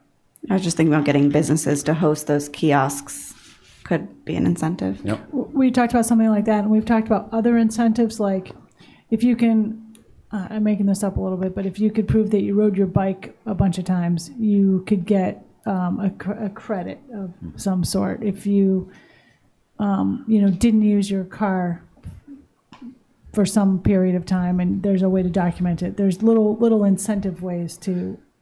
The bus would The- definitely be the able bus. to track. Yep. Well, what we were looking at specifically on that was, we were talking, let's say we had a parking lot available to us, such as the one of the parking lots at the school, that we could ultimately use. I mean, one of the things that would really make a difference in parking in town would be is if we had a reasonable place people could park and have a relatively easy shuttle ride back and forth from town to that lot. It's something that happens, you know, everybody that we talked to said if it's going to work, it has to be every 10 to 15 minutes.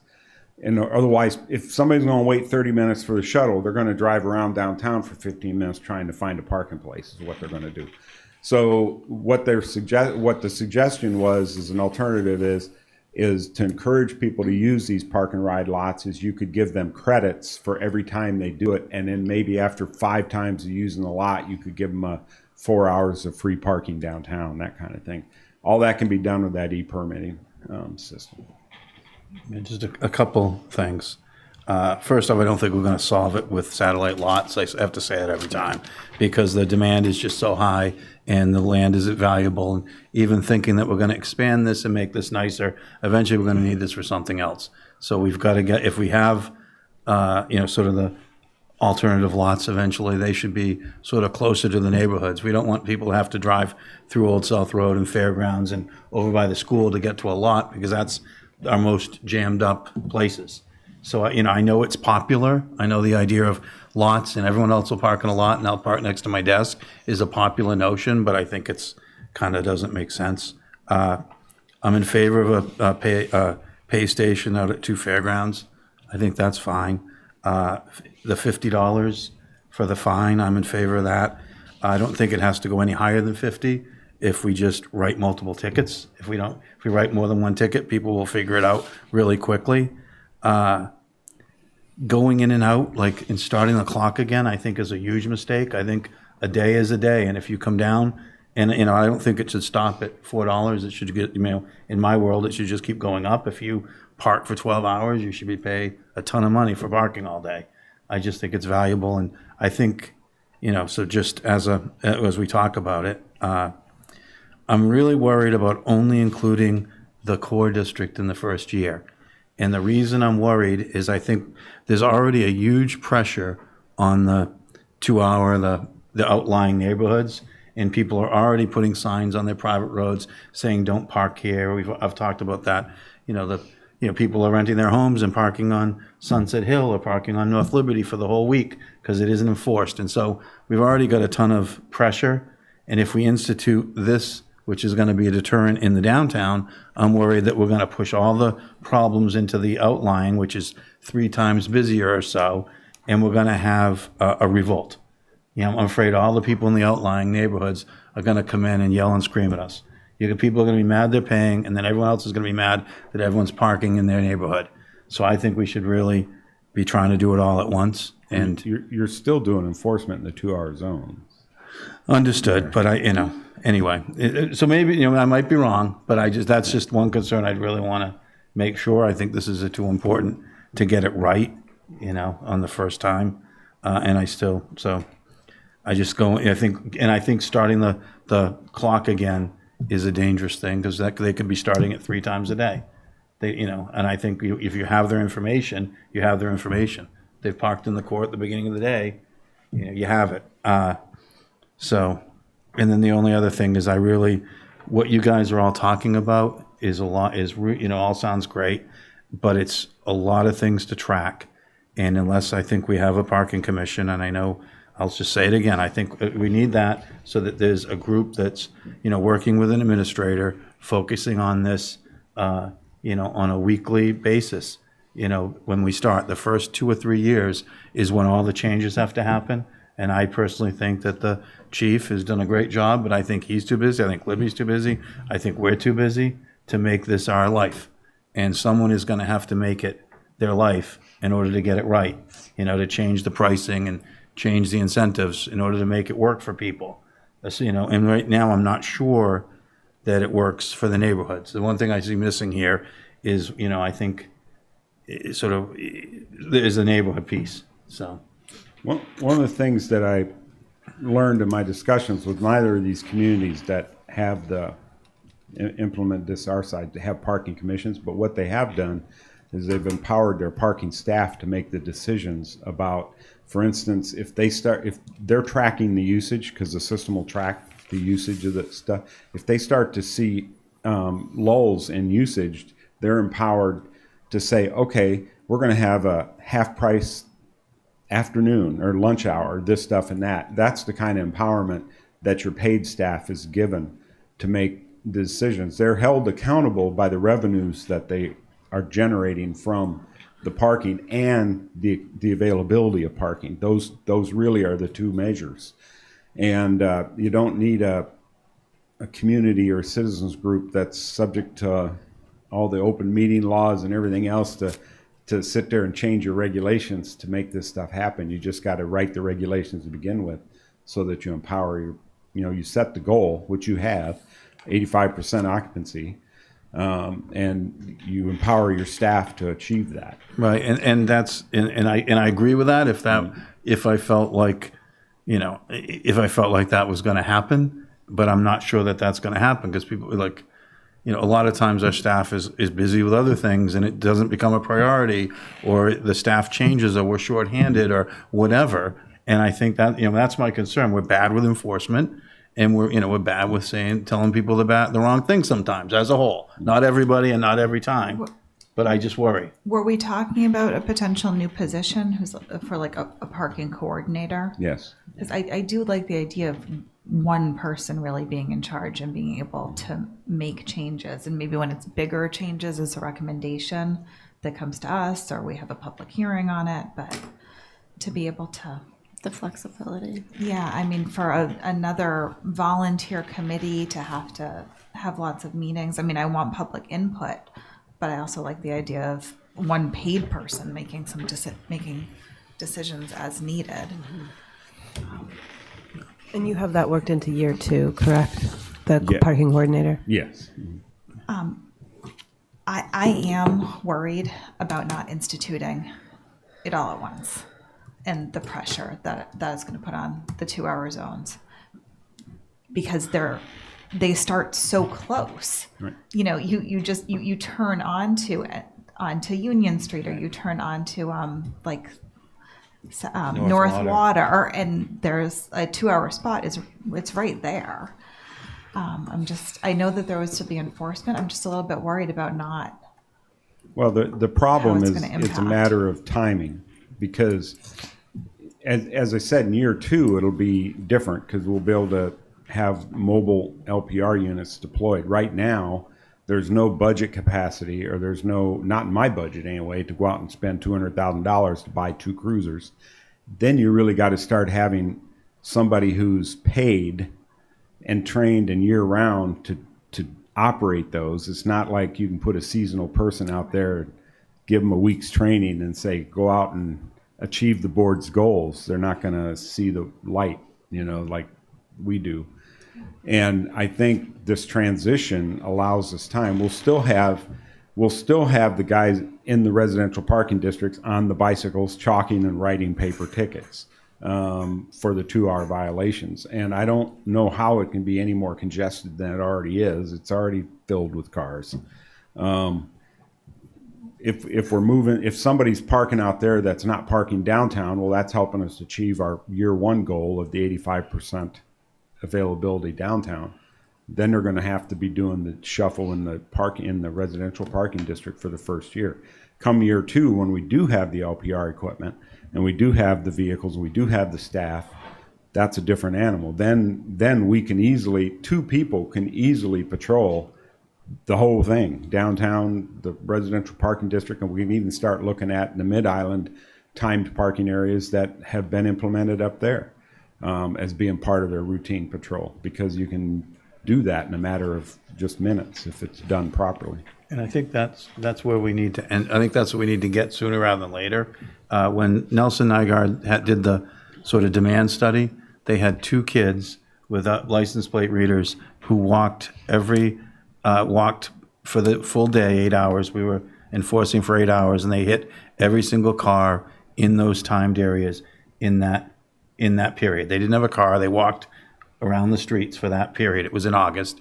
They weren't ticketing, so you couldn't do it with 2. You'd have to have 3 probably, 3 or 4. But, so you'd end up with 4, and you're doing it at night, so you have 6. So you got 6 times 7, you have 42. You end up with the number of people you have. So your number is right, on the number of people. But the point being that they covered it, on foot and with license plate readers. So it is, I know it is possible, and so how do we get there is sort of. Yeah, but anyway, what was missing in what they did was the ticketing part, exactly, and the chalking part. They scanned license plates, right? But you're going to get rid of chalking if you do license plate readers. You take pictures. You're no longer chalking. You don't have to come back. They're entered in the system. You come back again, and they're there too long, and they get ticketed. Well, it doesn't work quite that way. Well, that's how theirs work. They scan it. Okay, then they have to move to the other side of the car to chalk it, to scan the picture. And take the picture. It's right now a guy with a piece of chalk can do 10 cars in the time it'll take somebody with a handheld LPR scanner to do 1, literally. And then if you add into it the second scan when they come by, and now the person is entitled, has earned a ticket. Now you're going to add significant more time to that because they have to go through the whole thing again. It's not like they remember, this car. They have to scan it. Then scan the thing, and the computer then says, you already got that guy in the system. Here he is. He isn't paid. Then you got to print out the ticket. You got to verify the information. It's not faster. And I saw it with my own eyes over in Barnesville, and I heard it from Bar Harbor. The guy said the same thing. It's not faster. It's more efficient, and it gives you data. That's what the benefit is. The benefit really to management is the data. As far as the enforcement, it's much more of a burden. And that's why you really want to go to the mobile mounted ones, because they can go a lot faster. It's a whole different technology than the handheld things. And it's better. I actually saw it when I was in Annapolis this weekend. I saw 3 parking enforcement cars that had mobile LPRs on them, and I wished I would have had the opportunity to talk to them to see how they're doing. But I'm telling you what, these guys are just driving down the street like a regular car. But again, they catch them on the first pass. Mm-hmm. Well, this is important though, because they catch them on the first pass. The second pass with that, they don't have to stop and take a picture and do it. They're doing a different system. Well, they have to drive by again. Yes. And what happens is in the mobile ones is the computer in the car will then flag, say there's a violation. Yeah. Well, keep in mind they're moving, so now they have to back up, or they have to go around the block, come back, find which car it was because it's there. And then they have, think about it. On our streets, where are you going to park to stop and write that ticket? Because you do have to get out of the car to do that. Okay, you're going to cause a problem there. So we have to look at something that's small, like, I don't know, even like a Cushman cart type vehicle, something like that, but something where they can move and get around. It would take probably 6 to 8 people to do it by foot in the residential parking district. And you know what? These people don't get paid a lot. My biggest fear here is we're going to have trouble finding staff to do this for the rates that those positions typically would earn if we compared them to Barnstable and Bar Harbor and elsewhere. Yeah, the other part about it is if the goal, like one of the things that which is a guy from Nelson and I got talked about, was the goal isn't to write tickets. The goal is to increase the fee so that, you know, people can stay and they pay. You know, it's sort of, and you're giving people incentive not to do it. So you kind of have to, whatever system you use, there's some people, some are going after the ticketing, and some are going after allowing people to stay for a certain amount of time. So it's sort of like you try not to be punitive if you can. You increase the rate, but you don't. So I don't know. I mean, it's sort of, I'd have to see the details more. And on that, because I remember talking to Jason about that. Yeah. Some of these technologies that you can hang a meter, like get a thing, hang it and time it, and it just runs until you remember to turn it off, okay? You know, what happens, somebody goes home, they forget to turn it off, next day they come out, their meter's empty, and they're going, what the heck? So next thing you know, we're figuring out how to deal with that.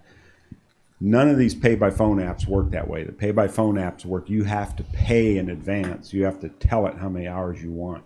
Then you affirmatively have to add more hours or more time to it. So it's not like you just start it and it just runs until you turn it off. And we don't necessarily, I think, want to get into that type of system because of all the challenges you have with people forget. They forget to put handicapped permits in their window. Think how many times they're going to forget to put their hang tag in the window with their meter on it. So I just want to throw out there some of the kind of why are we doing this? What are the goals? One's for turnover, which is good for businesses. Goal of 85% occupancy. So there's always a spot. It's also for revenue. And I have a question on that because we created the parking district. Does it go into the general fund? Does it go into because the idea is that this 1.2 million or 2 million or whatever it is goes back into whether it's the sidewalks or the readers or whatever we need down there? We would put it into a dedicated fund. Oh. We'd have to set it up, but yes, that would be the idea. It's ideally it goes to a parking benefit district, right, where a good amount of it goes back to the district. We created that, right? Yeah, So if you don't mass transit, NERDA. If you don't do that, it's really unpopular with the businesses and people because they say, "Why are we doing that?" Just to. Well, I think that has to be one of our goals and the benefits. And the other goal, I think, is to help the neighborhoods that are now under siege. Like whatever we do has to, help the neighborhoods not have cars parked all day in front of them. So that's one of my concerns. Is we've sort of got you got different constituencies that all have to be sort of treated equally. Something else that I was thinking that we're getting really close. We've been working on this 10, 15 years, with the Nelson Nygaard study. This is the most detailed we've been, how close we are to implementing this. And it's not going to be perfect. We're going to get 70 to 80% of this right. And there's going to be 20 or 30% we're going to look like idiots. So why did we didn't think of that? But we have to do it to find out what that 20% wrong is, right? So I think like you're saying at that second, third year, I could hear your voice even change. Like, after the third year, we're really going to be able to nail this down. And that's kind of the leadership. While we put in the strategic plan, like it's gonna hurt for a little bit. Just like the valet, we tried it, hurt, it didn't work in the town lot, right? But we're willing to make decisions for bigger purposes, right? It's also to hopefully maybe help with congestion. I love the smart parking, right? If I could look at my app and say, all right, there's 5 spaces. Holy cow, it's 8:30 on a Tuesday morning. All right, I can go to the Town Pier parking lot. I'll get that because I know there's 5 spaces there. I'll get one versus trying something else. And if we could do that in 2 Fairgrounds Road, I know we might not do parking there, but I think the smart parking makes sense. So. I think we do have to have some lots because I hear from so many people that they would ride the bus if it could either went to them because say they live out in Wauwinet but they would drive somewhere to hop on the bus into town. And it may not be a permanent solution, but it might be a temporary. as other technologies increase. But I think in the high season, we really could consider some kind of a direct shuttle service from whether it's a school lot or whether it's from out here or whether it's from something else that gets people from more of the outlying areas and hopped onto a bus. And I mean, I see looking at these numbers, and it will pay for the bus. Or shuttle services, or And my point is the lot should be at the end of Tom Nevers Road, the end of Allwinnet Road, so that they're getting on a bus that runs regularly from there. That they don't have to drive through a half hour of traffic to get to a place to park, to then go through another half hour or 40 minutes of traffic to get into town. We have to be strategic about local. Yeah, so.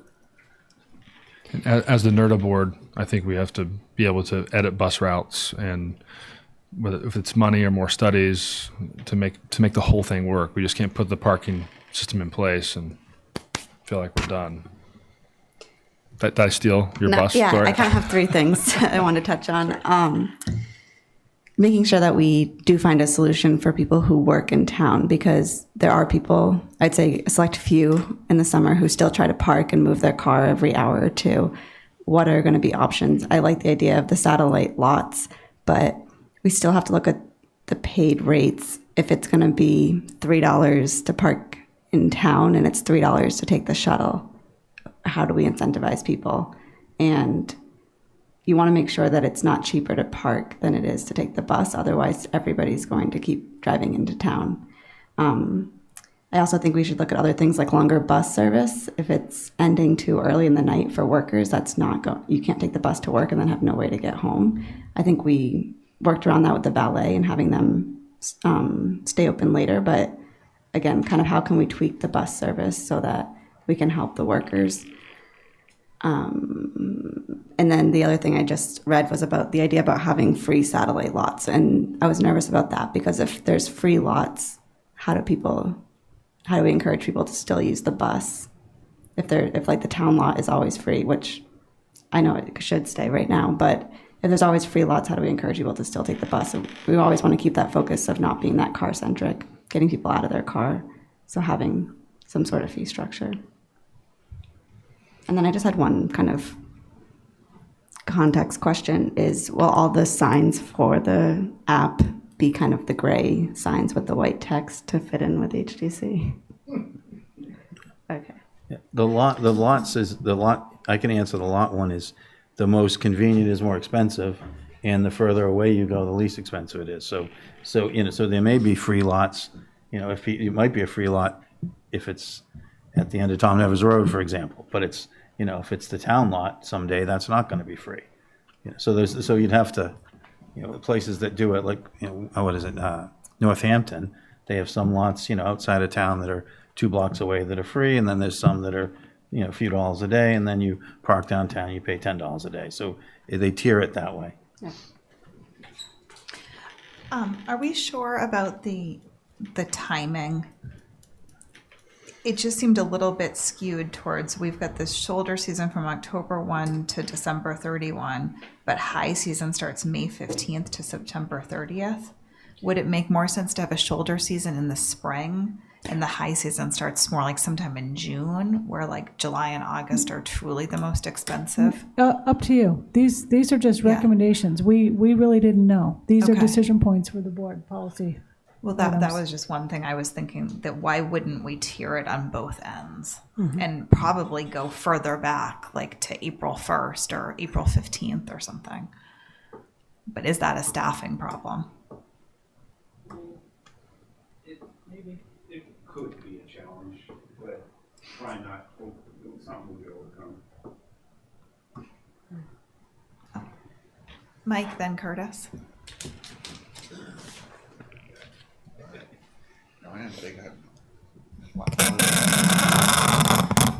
There we go. First thing, this is just having been here, worked here for so long, and worked on this thing for so long. It's I'm probably the only one who's almost moved to tears listening to not just what's being presented, but the fact that who's presenting it. I think the chief ought to be applauded for. This is hard. I know it's hard because I do this a lot myself. So he got his head around it and made a lot of good suggestions. So let me get my composure and just say that the LP, he's absolutely right about the license plate recognition speeds on this. Just having had equipment come in this summer, and I kind of shared it with the police chief and played with it myself. He's absolutely right about the whole. It does take about 10 times as long to process. He's absolutely right about the time it takes to invest in just that operation. The core area works probably, in my opinion, for an initial test area. You're going to want to push the employees. I guess this real thing, parking next to your desk, is something that I heard. That's going to fix that. And I quite honestly, I think probably the 2-hour areas where you want it to go. You want your satellite people to park in the satellite areas. You want the parking to go there. So I think you accomplished that with this. I'll start listing down concerns that I just noted through the presentation, if that's all right. The estimates, I'm usually weary about throwing out dollar figures and revenue projections and thinking they're too high, but I think these are a little too high. I have a model that I developed for kind of estimating this stuff, and I've run in some of the cost per hour the chiefs use and the number of days for the enforcement, the high season, the low season. My numbers are coming a lot lower than the 60%. I got more of like more in like a under $500,000 range on mine. Just for the simple fact that if you can, the survey that we did last summer showed what the demand of the public was for parking beyond 1 hour, and we have 1 hour free. I don't think that's factored in to the cost projection, quite frankly. So not that that's a huge knock, but like I would just sharpen the pencil on that a little bit more, and I can share my model with him, and we can try to come up with some projections that are, again, this is all educated guesswork. We won't know until we actually run the system, but mine are a little bit lower, not zero, but more in the $400,000 to $500,000 range. The seasonal rates are a quarter is being recommended. I think that's probably far too low. Maybe half, maybe not a quarter. The 2 fairgrounds kiosk for commercial vehicle parking, I think that's going to be the opposite of what you want to happen. To have the 2 fairgrounds be more expensive in the off season than the Silver Street lot and the town lot, I think that's counterproductive. And you should keep all of those lots on the same field. If commercial vehicles can park in a lot of the lots by permit only, they're paying something like, am I right, Chief, $1,000 for that permit, something like this? They would only be allowed to park out here. It wouldn't be allowed to park. Right now in the off season, though, that's what I'm kind of figuring. That's where the presentation was a little fuzzy with the high season and the off season. The regulations do change for those, and you can park in some of the satellite lots by right with a commercial sticker, I believe. I would just make that all uniform. And not charge the one that's furthest away, charge that lot that has the bigger capacity. So I would just not support that. Again, that's getting rid of kiosks and avoiding that whole thing. On that same effort with enforcement time periods and permitting dates, I would sync those. Some of them start on October 1st and others say Columbus Day. It's wildly confusing through that 2-week period, and maybe those should be synced. And I think it's very critical. I heard some people parking all day in the core area. The 4-hour time limit is very critical to this, and holding firm on that, because that way it keeps you from pay to stay all day. The 4-hour limit is critical. You did talk about the parking benefit district and having that be synced with the funding a shuttle. The airport is very interested in once upon a time, the inner terminal shuttle that was running from the airport down to downtown. They need that for their operation, and that would help this operation as well. There's huge efficiencies in not running multiple shuttles for different purposes. So there's definitely opportunity there, but there is a town meeting, and I believe there was an enterprise fund talked about once upon a time being set up for this parking benefit district that required a town meeting action. I just didn't see that as part of this proposal, but I hear you talking about it, so that's great. The last thing that I'll say is there's still a huge demand for long-term parking downtown. The Harbor Place development was supposed to address a lot of those long-term parking, and I think that is so critical to addressing all of the parking problems downtown, and that's what we're missing with this. We do have a 4-hour time limit. This does propose a 4-hour parking time limit. Everyone else that needs to park for a longer term and is willing to pay to do that downtown as close to the ferries as possible, something that our ferry providers tell us. That is a missing key to this, and probably not for this discussion, but that is part of the solution, is having a long-term parking option. That said, good job, Chief. Can I ask you a question, Mike? Is that okay? For long-term parking, you mean it would go up to 8 hours, but the price would just keep going up and people would have a choice? My opinion, and what a lot of communities do, is they just provide long-term parking without much of a time restriction at all. If you're willing to pay for multiple days, you have a demand for that, then you should have that flexibility to provide that to the user for multiple days. Right now, there are options, and quite honestly, people should be taking a cab to the ferries instead of parking down by next to the ferries for the entire weekend. But if you don't, then we should probably provide some kind of capacity for that, especially if people are willing to pay for that.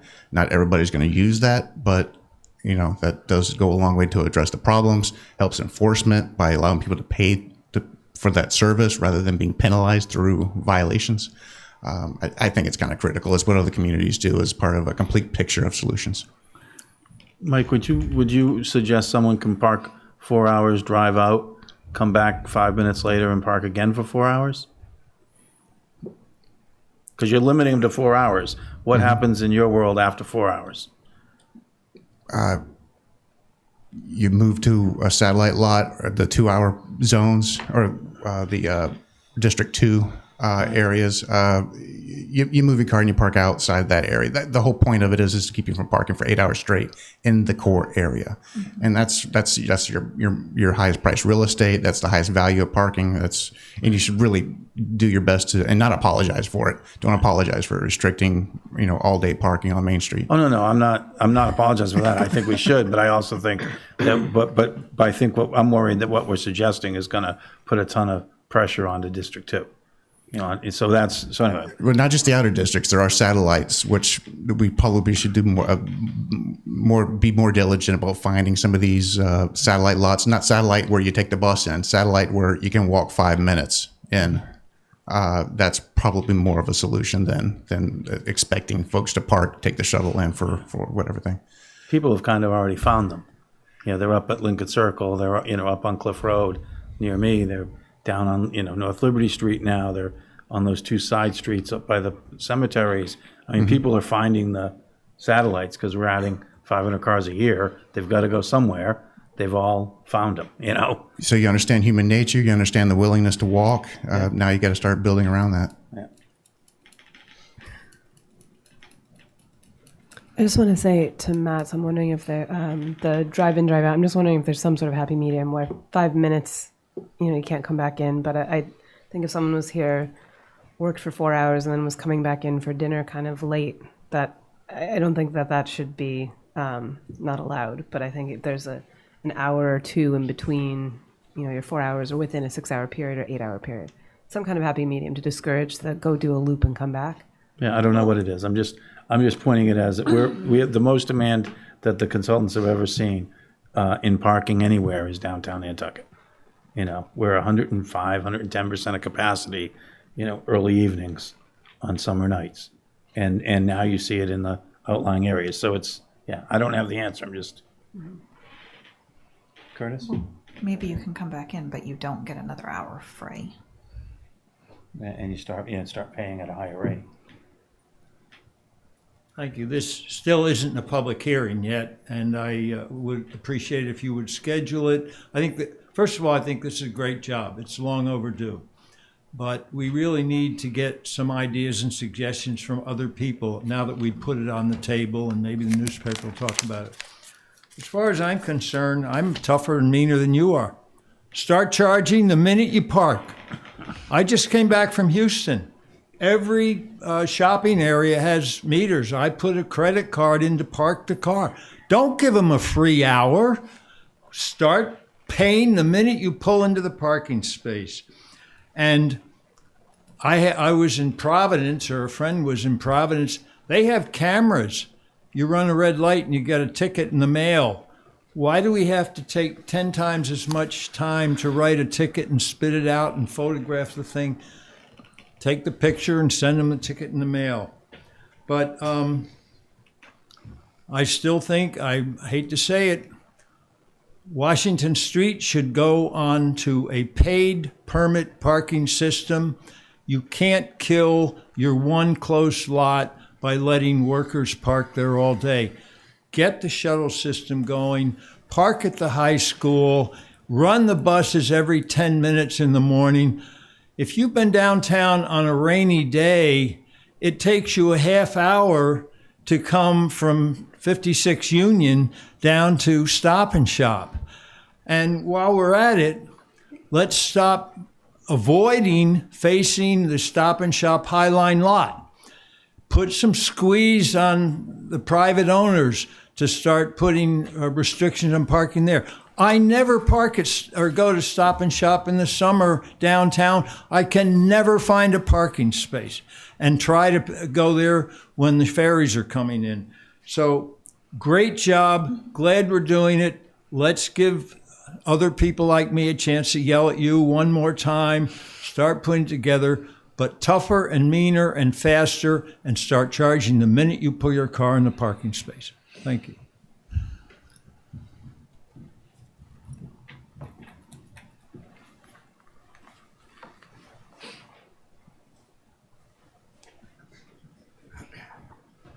Thomas Beretta. My concern about having the parking for 4 hours downtown is you're not going to get the turnover.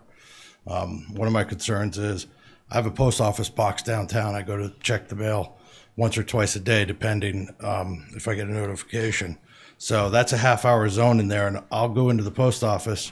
I'll get a yellow slip. I'll go stand in line. I'll see somebody go into the Athenaeum Park, go into the Athenaeum. By the time I get back out, they're coming out of the Athenaeum, they're getting back in their car, and they're leaving in that half-hour spot on India Street, and that turns over quite a bit.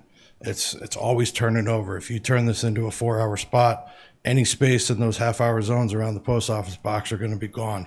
I'll get rid of my box downtown.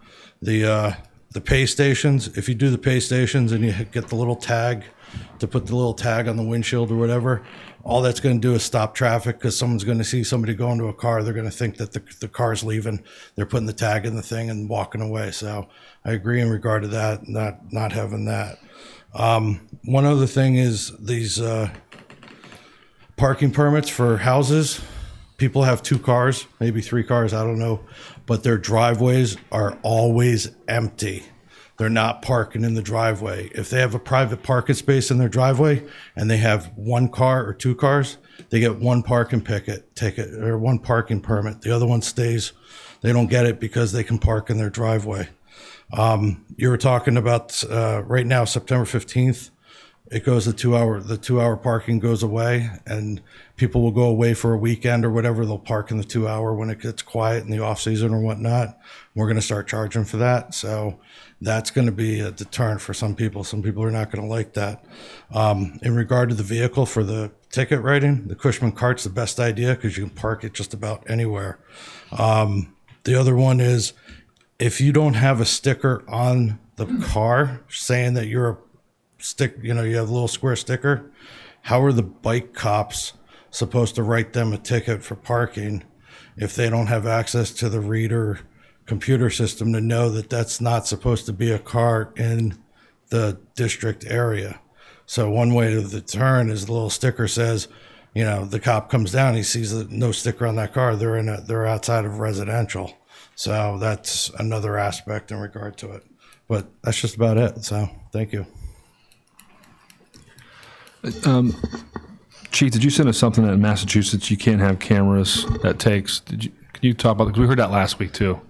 Yeah, for speeding. That's correct. Massachusetts law doesn't allow stoplight cameras or speeding cameras, tickets, type things. Thanks. Sorry, Chief, I just have a quick question. The point about the parking permits when you have parking spaces, we've been, the argument for curb cuts, extra curb cuts, and 2 parking spaces is to get cars off the street.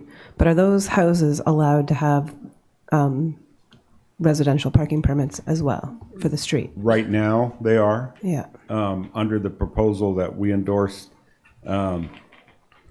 those houses that have off-street parking would be restricted in the number of permits they would be eligible for, and the price they would pay for those, where houses without off-street parking would get more and pay less. Yeah, I almost think it should be even stricter if, because I did notice there were some higher fees if you had one parking space or two parking spaces. But I almost think if you have two parking spaces and you really want a third for a permit for this street, I think that should be really expensive. And I think the planning department, and Mike can correct me if I'm wrong, but I believe they have the data to be able to implement that with the who has off-street and who doesn't parking in those districts. I thought so. They did it a couple of years. You did it 4 or 5 years ago, at least, right? Something like it. Sorry, they did it 4 or 5. They do, but Yeah. But I think you're right. And the other part about it is you have to balance the demand from the people who live there versus the cars that you're trying to get to park there. And what's happening is a lot of the reason that people get the permits and don't park in their driveway is so that their cleaners can park in their driveway or their friends can park there all day. You know, the same thing happens at Academy Hill. You know, the people park out on the street. They park on Lily Street and block people into their houses, and all this stuff's happening because, you know, there's no charge, there's no, you know, and it's their right. So I think you're right. I think if the price, you know, you could set up a system. I'm not saying to do this, but you could set up a system. Say your first one, if you have a parking space that you've turned your yard, your garden into a parking yard. Well, your first one's $500. I mean, you could, and eventually, if there's a lot of demand, that's in this kind of system, that's what would happen. If there was a ton of demand and you found that you couldn't get down to the 85%, you'd be tweaking, you know, that price. You'd have to tweak that price or the price of people parking. You have to, you know, play around with it. Yeah. So. One more question. How do we deal with construction that's going on for houses where they're parked there all day? Right now, well, that doesn't typically happen in a timed area. If they're in a timed lot, you talking about now or under this new proposal? I'm thinking even, you know, places like Westchester, that kind of residential district where it seems like there's a lot of work going on. If they're in a residential parking district, now they're subject to the 2-hour restriction like anybody else. But they just shift a little bit. If they shift around, then we don't have any way of dealing with that. That's one thing that this system would allow us to deal with more efficiently. Because the regulations now don't really provide anything other than you have to move the car. And what we actually see them moving one spot, switching spots.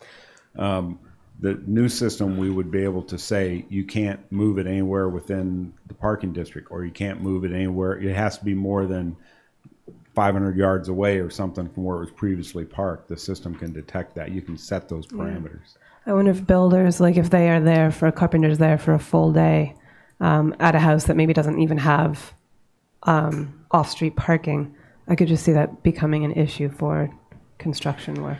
But and I don't know how they'll.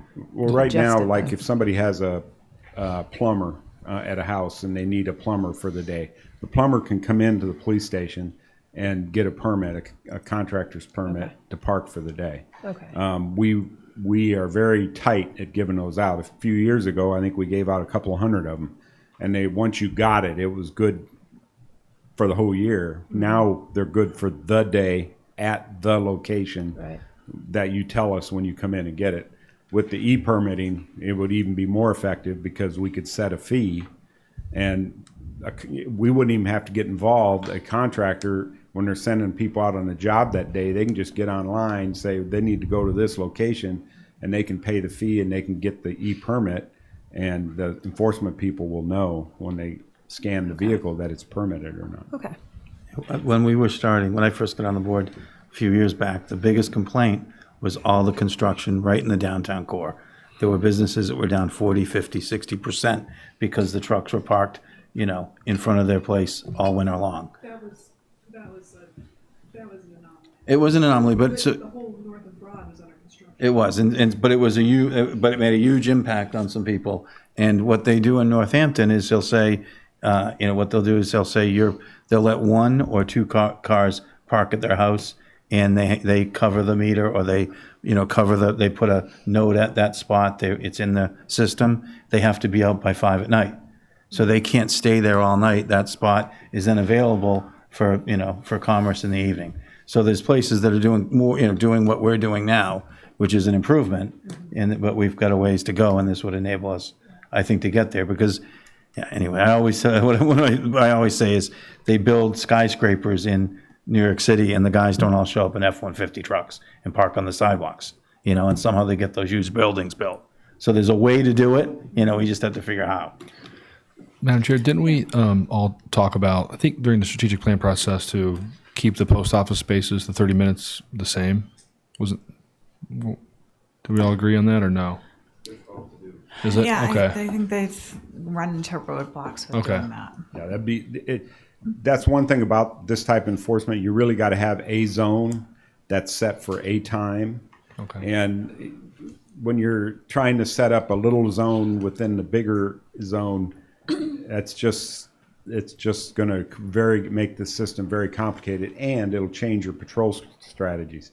Like right now, I could take 2 people and patrol the 2-hour zones in a certain and know that those 2 people can patrol all that in 2 hours, okay, and make a round once every 2 hours. Or if you throw a 30-minute space in there, that just totally upsets the apple cart, because either they're not going to go by those 30-minute spaces every 30 minutes like they should to enforce, or they're going to have to take longer. It'll take 3 people to do what 2 people could have done. How do we do it now, though? Because it's 30 now and a 1 hour zone. Well, when you're doing it with chalk and paper, it's simple. Okay. When you're doing it electronically, it's a lot more complicated than that, because the zones are basically set up for that. We could do it, but what we would have to do is we'd have to put signs up at those locations, say you are now in zone 1A or something like that. So when you input in your phone, you're in 1A, it's going to give you that 30-minute time. And it's just you're adding a step for people to make an error is what you're doing. Could we make the first half hour free on every day except Sunday? You can do whatever you want. Yep. I mean, I feel like the 1 hour has a lot to do with people going to church on Sunday morning. Well, Sunday we're suggesting you don't even do enforcement until 1 in the afternoon. Oh, yeah. So, okay, I missed that. That's Sorry. that was in there somewhere, I think. What do you call it? The smartphone. You can have smartphone connecting to kiosks too. You can have them do sort of, or no. Well, they all. If you have a kiosk and you have an app, pay by app thing, they all talk together. Right. That's how the parking guy knows that somebody paid, because that parking app, which maybe it's Park Mobile. Matter of fact, many of the companies now, you can have multiple apps that work on your system. They're getting to the point where somebody's got Park Mobile in their home in Boston, they can come to Nantucket and use Park Mobile here. The system will pick it up. That's what we're going to try to spec out. I'm trying to think of what is more, like, if it's this hard to sticker them, if it takes 10 times as long to do it, I'm wondering really, is the key, would a kiosk where someone's putting, the time that their car is over, so the officer walks up, it doesn't have, they've overstayed, they get a ticket that time and he moves on. I'm wondering if that might be more efficient, so. Yeah, it's not. One comment I heard from a lot of people that we talked to was, please, no paper. They wanted us to eliminate paper as much as we could. And they were referring to the paper printout tickets that you get, receipts for the kiosk. But again, you're relying on somebody to do extra steps. Now they're going to find a kiosk wherever it may be. If it's convenient, if it's 100 yards down the road, it might be okay. They pay, they print out, they have to go back to their car, they got to put it on their dash. But instead, I paid, I'm just going to run in here real quick on the way back. In the meantime, the enforcement officer's down there, comes along, looks amongst the 18 other pieces of paper on their dash or everything else that people have in their cars. It just complicates the enforcement even more than just doing it with the scanners and the apps. Yeah, because I want to do this, but I'm not sold. If it takes that long to enforce, I'm not sold on this system. So I don't, I'm trying to think, there's got to be something else out there. But anyway.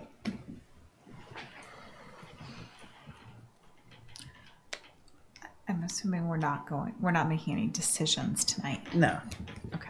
So it's almost 10 o'clock. Yeah, oh yes, come up.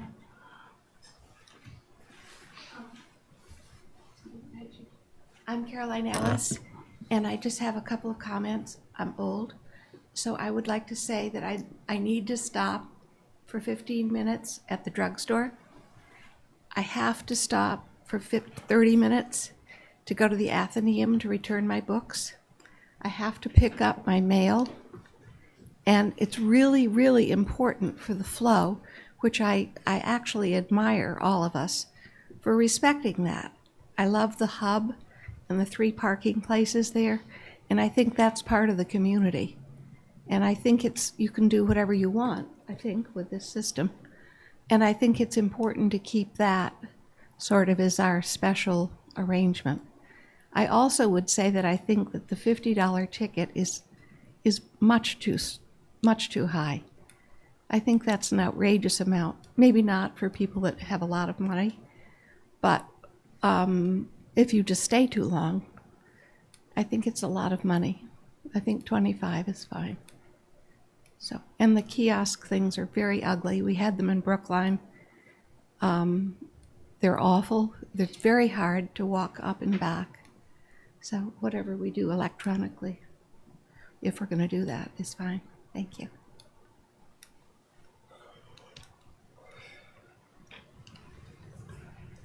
I don't know if there's any other comments, but our next step would be to issue our RFP for the equipment and the system. And so there are these decision points that need to be made at some point. And as the chief said earlier, they don't have to be made tonight, but we are running a little low on time to get this going already, even now, for the spring. So we don't want to delay thinking about it too much. I don't know if you want to have a public hearing on any of this. How but, quickly? How quickly could we do a public hearing? Advertised for 2 weeks, right? Well, it can be advertised however long you want. It's not a statutory public hearing, so you just need to, pick it. I will say the 30th. that, well, We don't have a meeting. Oh, we don't have a meeting. You've got a lot Be the 6th. on your agendas for the 16th and the 23rd, especially after tonight, with the items that were carried over. The 6th looks okay. We might be hopefully we're going to be having the valet update then. So that makes sense. Parking and parking. We'd have to make some decisions, though. We couldn't have to come back and ask for more. I think. Did you guys think about keeping a handful of 15-minute spots in some key locations that are not part of this, basically? I think it would be ideal if there's some way to make that work enforceable. But yeah, I do think the post office, library, that little area, hub area, I think it would make it work. It would make more sense based on how people are using the downtown. Or the other idea of keeping 30 minutes free and start charging after that. And maybe the first hour being a lot higher, like starting at $5 or $6 and then actually having additional hours. I know the idea is to go more expensive over time, but if that first hour was more expensive, it would kind of maybe promote the turnover. The problem, I think, if you did free, if you said 30 minutes free everywhere, then and people would just park at those spaces and they'd stay there all day and they'd just pay. They'd park in front of the library and they'd pay for the day. So, or they pay for 4 hours and then they move to, North Water, in the first open spot or Center Street and then park there the rest of the day. So I think you have to figure out how do you limit them to 30 minutes and that's it. And you can't be in that spot for more than 30 minutes a day, period. It has to be something like that. So you have the turnover for the people that need it. So. So November 6th, maybe have a public hearing and then vote on the questions. Yes? Does that make sense? Is there a way to I don't know if there'd be time to look at those 15-minute spaces or if there'd be it seems the in and out and the 15-minute spaces were two that we have some questions about to see if there's a way to make them work. I don't know if there's time to. I'll figure something out. Yeah. I mean, it seems like there's a few key locations, like 2 spaces in front of the pharmacy, 2 spaces in front of the hub, a few spaces in front of the post office, and probably a couple of spaces at the town building. There's 2 right in front of the health department right now. To drop off your water samples.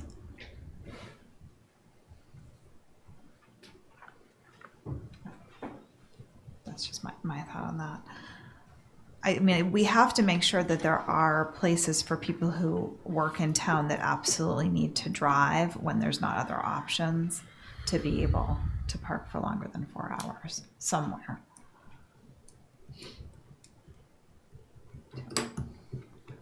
So public hearing on the 6th? Is that good? Yeah. And anything else we need for that specifically? We'll advertise for at least 2 weeks. Okay. I didn't see anything glaring that was missing. Great job to the chief and town admin and everybody who put a lot of time into this. Yeah.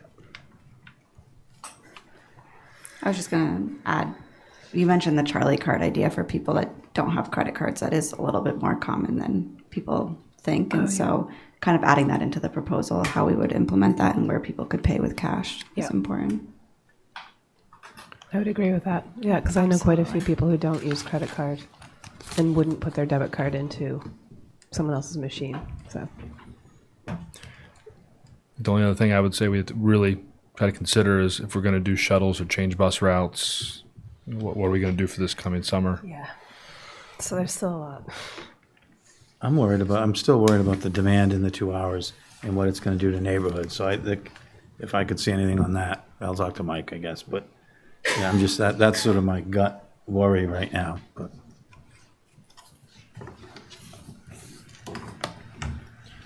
Anything else? Committee reports? I have none. I've had one for a long time I haven't been reporting on, is just the scholarship committee gave out $35,000 this year, and I just thought that's a very happy note to end on. Wow. I just wanted to share that with the community. And if you all got your tax bill, you can donate to the scholarship fund. Is there a motion to adjourn? So moved. Second? All those in favor? Aye. Aye.